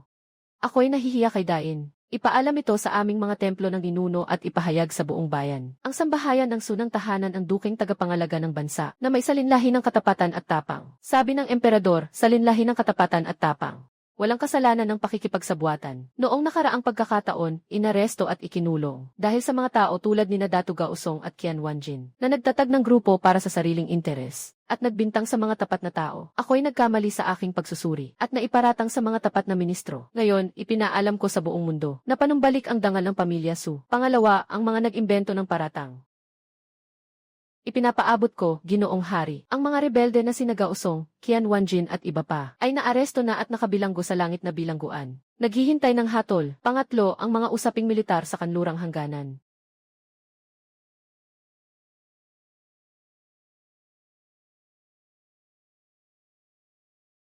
Mga usaping militar sa kanlurang bahagi. Mula ngayon, ang duke ng pagsasanggalang ay may ganap na kapangyarihan.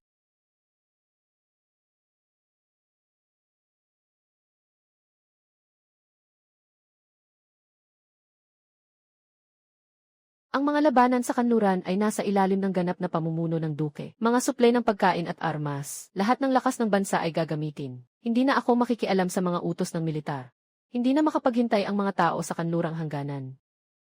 Maaari akong lumaban. Ngunit ang pagpunta ko rito ay hindi lamang para sa hari.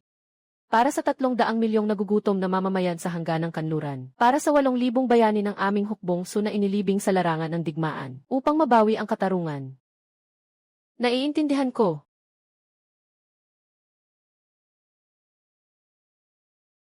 Binibini, Ginang. Makakalabas na tayo. Naalala mo ba noong huling beses? Noong huling beses, ang buong angka ng Su ay naging mga bangkay. Mula sa pintong ito. Itinapon tulad ng basura. Sa panahong ito, tayo ay nabubuhay. Ng buong dangal na lumalabas. Ama, ina, tayo ay uwi na. Para kunin ang lahat ng sa atin.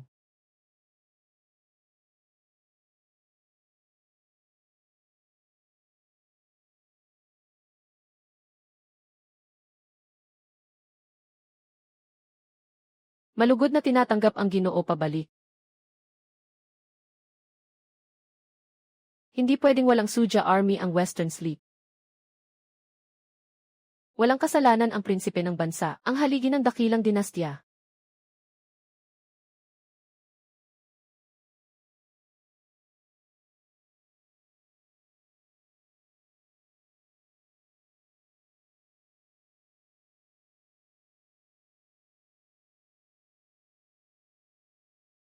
Ginoo. Ang iyong pang-adorno. Anong silbi ng mga sirang bagay? Basta't okay ang tao, ayos na. Wala na ang pamilya ng Wanning. Saan tayo pupunta? Diretso ba tayong pupunta sa Yangtze Pass? Hindi na tayo titira sa Chengdu. Kung kaya ng Chengdu lusubin tayo ng isang beses, maaari nilang lusubin tayo muli. Hindi talaga ito lugar na matitirhan. Hindi tayo pupunta sa kampo ng Xichi. Pupunta tayo rito sa Luoxia Crossing. Luoxia Crossing. Hindi ba't iyon isang disyerto noong mga nakaraang taon? Nasa lugar iyon na walang pakialam ang mga mangangalakal. Dito'y magulo ang sitwasyon, dahil dito'y walang pakialam. Mahihirapan ang kapangyarihan ng hari na makialam. Kumukonekta ito sa kanlurang hangganan at sa gitnang lupain. Ito ang ugat ng yaman at pagkain sa hinaharap. Kailangan natin ng sarili nating lupa, tao natin.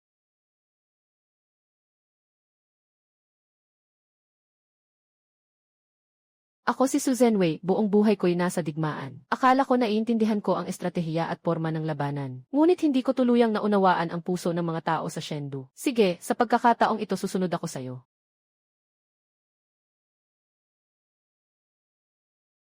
Ginoo, binibini, may isang katulong ng palasyo sa labas na humihiling na makipagkita. Sabi niya may mahalagang ulat. Sino ka pa para mangahas dito? Sabi mo, naganap ang problema kay Reyna Ing. Nais ni Reyna Ing na siraan si Su sa ilalim ng kulungan. Naagaw ng hari ang kanyang balak. Ngayon, pinalitan na si Reyna Ing. Ipiniit sa malamig na palasyo. Kinuha rin ang titulo ni Prinsipe Jing, Murong Jai, habang buhay na pagkakakulong. Ito ay ipinadala ng pinuno ng bansa para sa iyo. Ang masama ay may kapalit na masama. Ito ang mga ipinadala ng pinuno ng bansa para sa iyong ulat, di ba? Hindi po ako mangahas, alipin po ako. May dugo kaming sinumpaan ng pinuno ng bansa sa bilangguan. Ngayon ay natupad na niya ang unang sumpa. Masyadong mabagal naman ang kanyang sinseridad.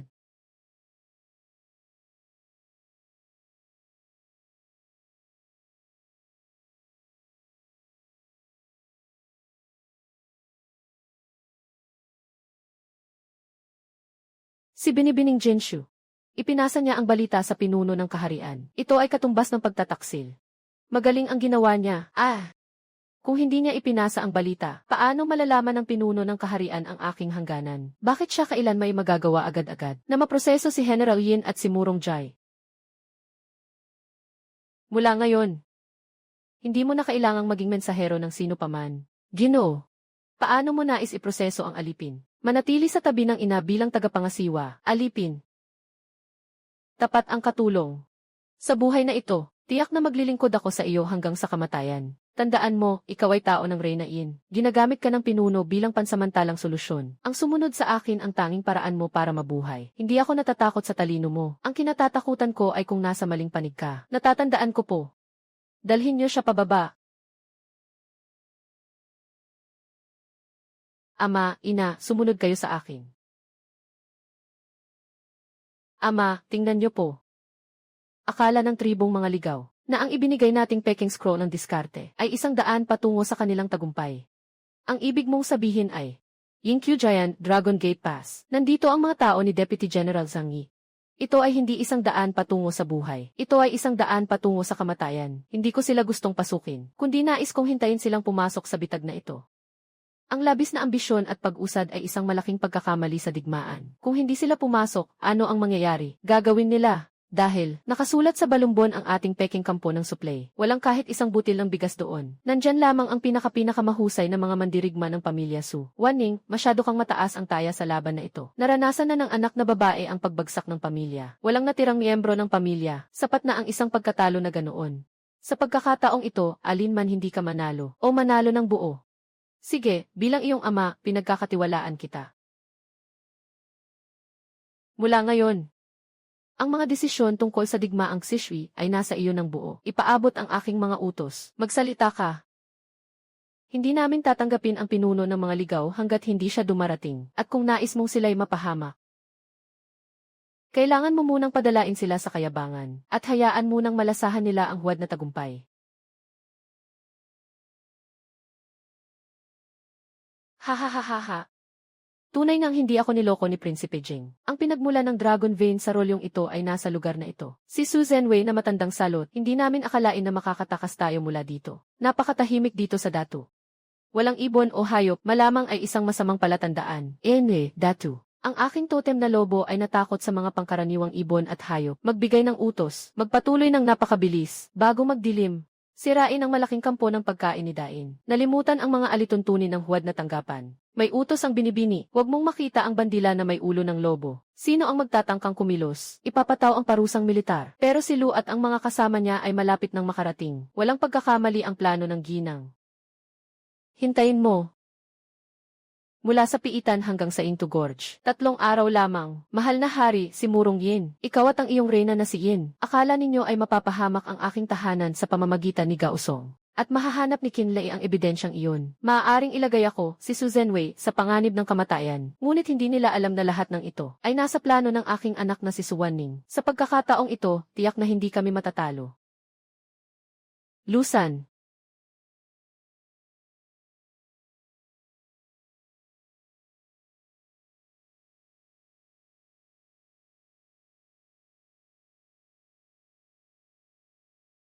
Nakatagpo tayo ng bitag. Nakatagpo ng bitag. Imposible, dito ay malinaw na isang daan patungo sa buhay. Ginoo. Nahuli na ang isda, nasa 3 panig, itaas ang lambat. Patayin. Wang Ning. Magandang hakbang, ipinasok mo ang sarili mo sa bitag.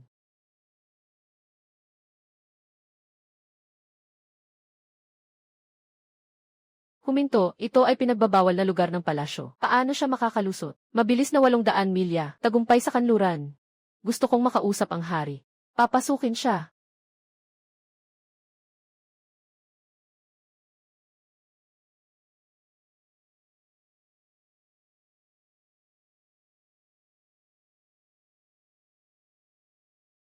Ha ha ha ha ha. Ayos lang. Paano mangyayari iyon? 3 araw ang nakalipas, nasa bilangguan pa rin ang buong pamilyang Su. Ulat po, mahal na hari. Ang labanan sa Inchudjayan. Ang hukbo ng Su ay lubusang nilipol ang pinuno ng mga ligaw. Ang kanilang pinuno ay nahuli ng buhay. Panalo, panalo tayo. Tama, ang pamilyang Su ang nanalo. Si Hugoogong ang nagpanatili para sa akin ng mga hangganan ng dakilang yin. Ipinasa ang utos ng nag-iisang hari. Ako'y maghahatid ng mga opisyal palabas ng lungsod upang salubungin. Nang may pinakamataas na galang ang pagbabalik ng mga bayani ng ating dakilang isi. Makapangyarihang dukay ng pagsasanggalang sa bansa. Makapangyarihang hukbo ng pamilya Su. Muli na namang nailigtas ng pamilya Su ang dakilang isi. Ang hindi pangkaraniwang tagumpay ng dukay ng pagsasanggalang sa bansa. Ako'y labis na nakapagpapasaya. Ngayon, tiyak na may malaking gantimpala. Natapos na ang digmaan. Ibalik ang tanda ng general sa Panginoon. Hindi ako nagtatangkang magmalaki.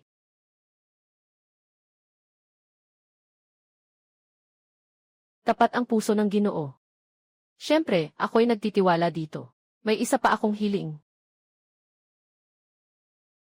Matapos ang laban na ito, maraming bagay ang dapat simulan. Nawalan ng tahanan ang mga tao. Nais kong dalhin ang mga tao mula sa angkan ng Su upang manatili sa kanlurang tulog at sama-samang bumuo ng tahanan, maging tagapagtanggol ng bansa sa daang dako.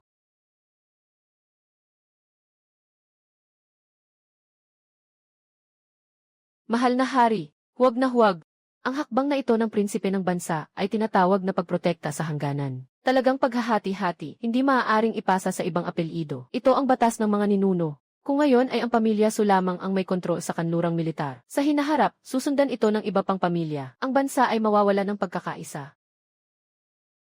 Hindi ako humihingi ng gantimpala, kundi humihiling ng utos. Wasak na ang kanlurang dulo. Bagamat natalo ang mga tao, hindi pa rin nasira ang kanilang lakas. Laging maaaring bumangon muli. Tanging ang angkan ng Su ang nakatanim ng matagal sa kanluran. Sanay sa kalagayan at anyo ng lupa, kaya nila agad na muling itayo ang kanilang tahanan. Nagkakaisa ang kanilang mga puso. Labanan ang mga panlabas na banta. Ako'y humihiling na magtatag ng kanlurang tanggulan. Na mga siwa sa 3 lalawigan ng militar, pamahalaan at buwis. Bumuo ng hukbo ng tanggulan. Ang pamilya Su ay handang isakripisyo ang kanilang buhay upang itayo ang isang hindi kailanman matatalo na kanlurang hadlang para sa dakilang intao.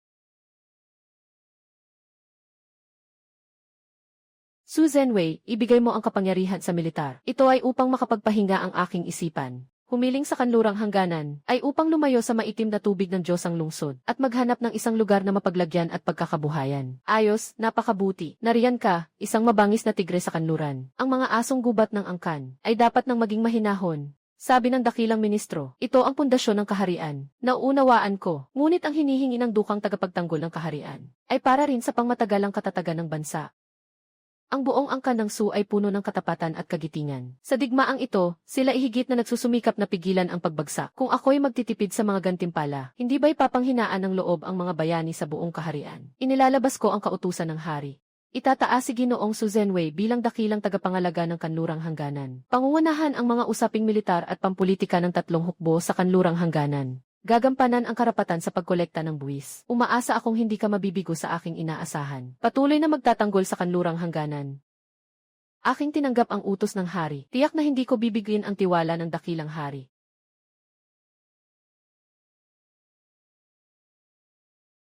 Lahat ng aklat medikal, farmakopeya, at mga aklat tungkol sa pagsasaka, serikultura at mga gawaing teknikal, mga plano para sa paggawa ng bakal at mga kagamitang bakal, at yung ilang kahon ng mga mapa ng kanlurang hangganan. Kargahin muna lahat sa karwahe. Tiyaking maayos, opo, binibini. Binibini, talagang hindi ninyo kukunin ang punong koral na ito. Ipagbili na. Palitan ng mga buto ng rye na matibay sa tagtuyot at ng Highland barley. Mas marami, mas mabuti. Palitan ng mga buto. Ngunit, ang palamuti ay maganda tingnan sandali lang. Ang mga buto, makakabuhay sa tao ng isang panahon. Dito sa kanlurang hangganan, ang makaligtas ang tunay na karangalan. Naiintindihan ko na, Ginoo Ginang. Matagal na kaming nanirahan dito. Talagang aalis na ako. Pero pakiramdam ko ay parang kulang pa rin. Ayaw ng ina ko. Hindi dahil ayaw niya, kundi dahil pakiramdam niya na ang panaginip ay tuluyang nagising na. Na ito ay nagbigay ng karangalan sa pamilya ni Su. Halos naging libingan ng aking pamilya, dahil nakatakas na sa mga tanikala, wala nang dapat pang panghawakan. Ina at ama, Diyos ay hindi ang aking ugat. Ang kanlurang hangganan ay aking bayan.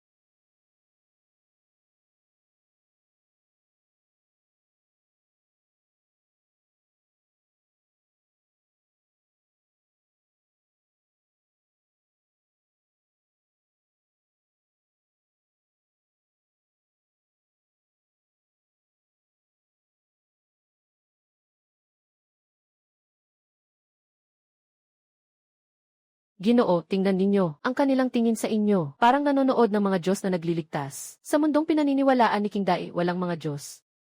Ngunit, hindi ako, ang pag-asa na makaligtas ay nakasalalay sa pagsunod sa pamilya Su. Ang pag-asang ito ay kaya naming ibigay. Sinasamba nila kami bilang mga Diyos. Isang araw, kung hindi na namin kayang ibigay ito, ang napakalaking baha ay kayang lamunin kami sa isang iglap. Nasaan ang mga dating tauhan ng Su? Nandito, sa 10 ang unit. Ipamahagi ang mga kagamitan. Aunload ang sasakyan at magtayo ng kampo. Unahin ang mga kababaihan, bata, at matatanda na magkaroon ng matutuluyan. Sige po.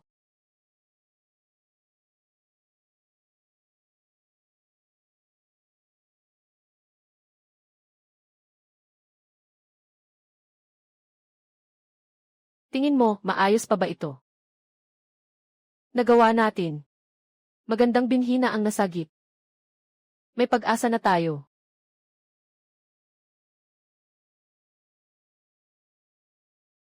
Sa ilalim ng paglubog ng araw, sa kampo. Ginoo at ginang, ang Miss. Ang gobernador ng Western Three Counties, nagpadala ng listahan at mapa ng lupa. Sumuko sa aking pamilya, ang Su. Magaling.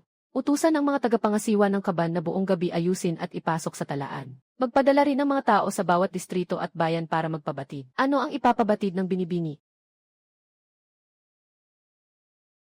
Ipabatid dito sa lahat ng puok sa kanlurang hangganan. Ang angkan naming Su ay hindi dumating para pagsamantalahan ang mga mamamayan, kundi para bigyan ng kabuhayan ang mga mamamayan. Maliligtas na ang mga mamamayan sa kanlurang hangganan. Aking Ginoo, aking aayusin na.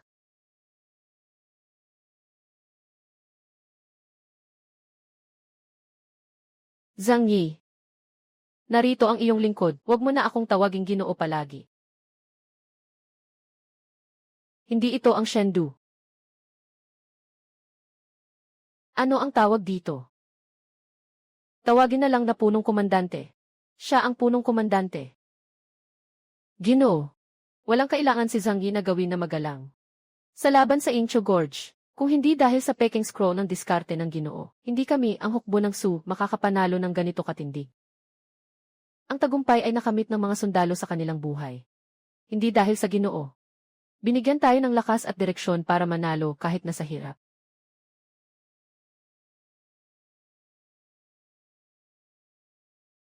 Ang tribo ng mga ligaw na tao ay nakaranas ng isang pagsubok. Sa loob ng 10 taon, hindi na sila mangahas muli. Sa wakas, nakatayo na tayo sa kanlurang istasyon. Ang pagtatalo ni Zhang Yi sa tribo ng mga ligaw na tao ay simula pa lamang. Ang tunay na laban ay ngayon pa lamang nagsisimula. Ang ibig sabihin ng dalaga ay, may mga galaw pa sa kabilang panig ng Diyos. Ang ating kalaban ay hindi ang mga Diyos-Diyosan. Hindi rin ang mga tribo ng mga tagalupa. Ito ay ang lupaing ito. Lupa, mahirap mapanatili ang isang lugar. Para sa libu-libong mga taong sumusunod sa atin, na mabuhay dito, mas mahirap pa, nakatira na ang mga tao. Walang malinis na tubig. Walang lupain na maaaring taniman. Walang pagkain para sa tiyan. Mawawala rin ang tiwala ng tao. Ano ang balak ng Ginoo? Mayroon akong 5 plano upang magtatag ng pundasyon ng pamilya Su sa lupain ng kanluran. Unang, pagkuha ng tubig at asin. Pagpapabuti ng lupa. Pangalawa, pagsisiyasat ng pinagkukunan ng tubig. Pagtatayo ng balon. Pangatlo, bagong pagtatayo ng imbakan. Pag-iwas sa mga panganib. Ika-4, magbukas ng mga opisina. Turuan ang mga tao. Ika-5, ayusin ang mga kampo. Mag-recruit ng mga sundalo at magtanim. Ginoo.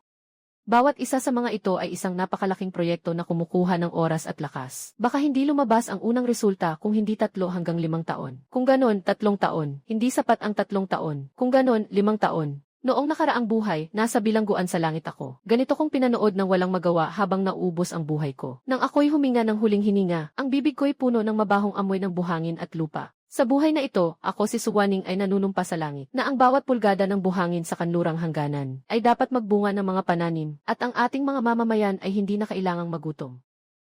Handa ang aking mga kasama na sumuong sa apoy para sa inyo, Ginoo. Walang takot sa kamatayan.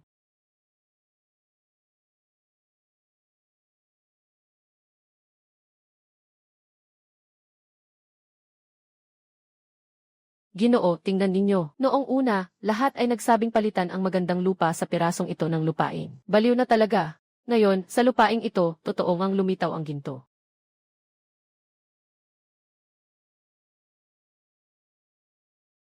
King Dae, tingnan mo. Kahit sa bato, maaaring tumubo ang buhay na bulaklak. Natupad na ang pangako ng binibini. Siksi, hindi na kailangang magpakasasa sa lupa. Hala, ito ang iyong pambungad na aklat. Pag-ingatan mo ito ng mabuti. Kanlurang Tsinong Meng, 1,000 taga. Kanlurang Tsinong Meng, Gianhe. Ksi, 1,000 taga. Ayanhe. Isi. Pagtalakay. Binibini. Ngayon, ang kanlurang Tsinong ay tahimik at masagana. Maraming mga karatig na prinsipe ang nagpadala ng tao na nagtatangkang makipag-ugnayan sa ating pamilyang Su. Hintayin munang maging mas maayos ang kanlurang hangganan. Dapat na ring isaalang-alang ang ginang ang kanyang mga bagay. Ang aking mga alalahanin sa pag-ibig at buhay ay ang pagtingin sa kanal ng Eagles Tiisay na makapagpapaani ng ilang ektarya. Ay ang pag-iisip kung gaano karaming butil ang kayang dalhin ng bangka sa falling sunset. Ay ang pag-iisip kung paano mapapadami ang damit na panglamig ng mga kapatid na nagbabantay sa Smoke and Haze Pass. Sa taglamig, makapaglagay ng isang dagdag na jacket. Ang mga ito ang aking mga pangunahing alalahanin sa buhay.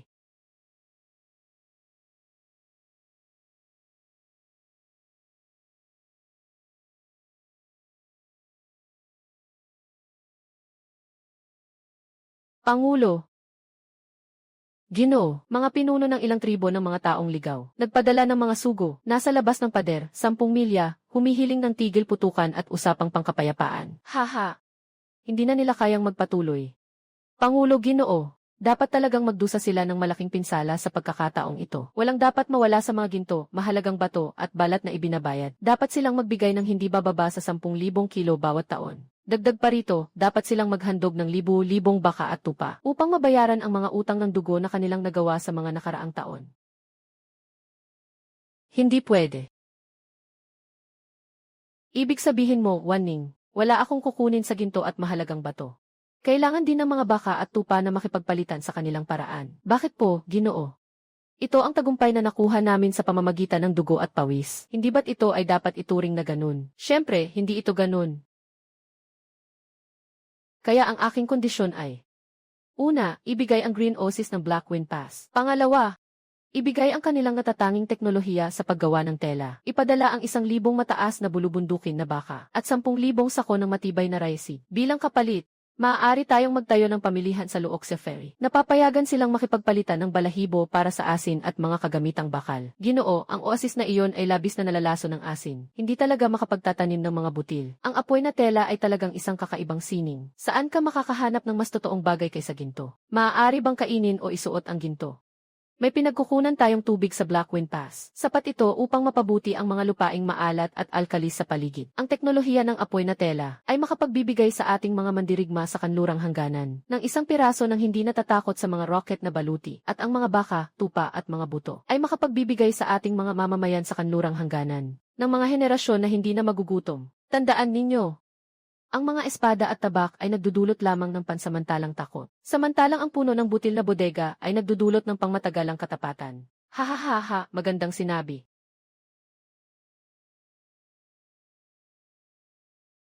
Mula ngayon, ikaw ang may kapangyarihan sa kanlurang ito.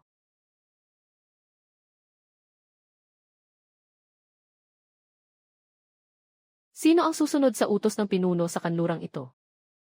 Sino ang makapagbibigay sa mga tao ng damit at pagkain? Siya ang may kapangyarihan. Kami ay handang sumunod sa utos ng Ginoo.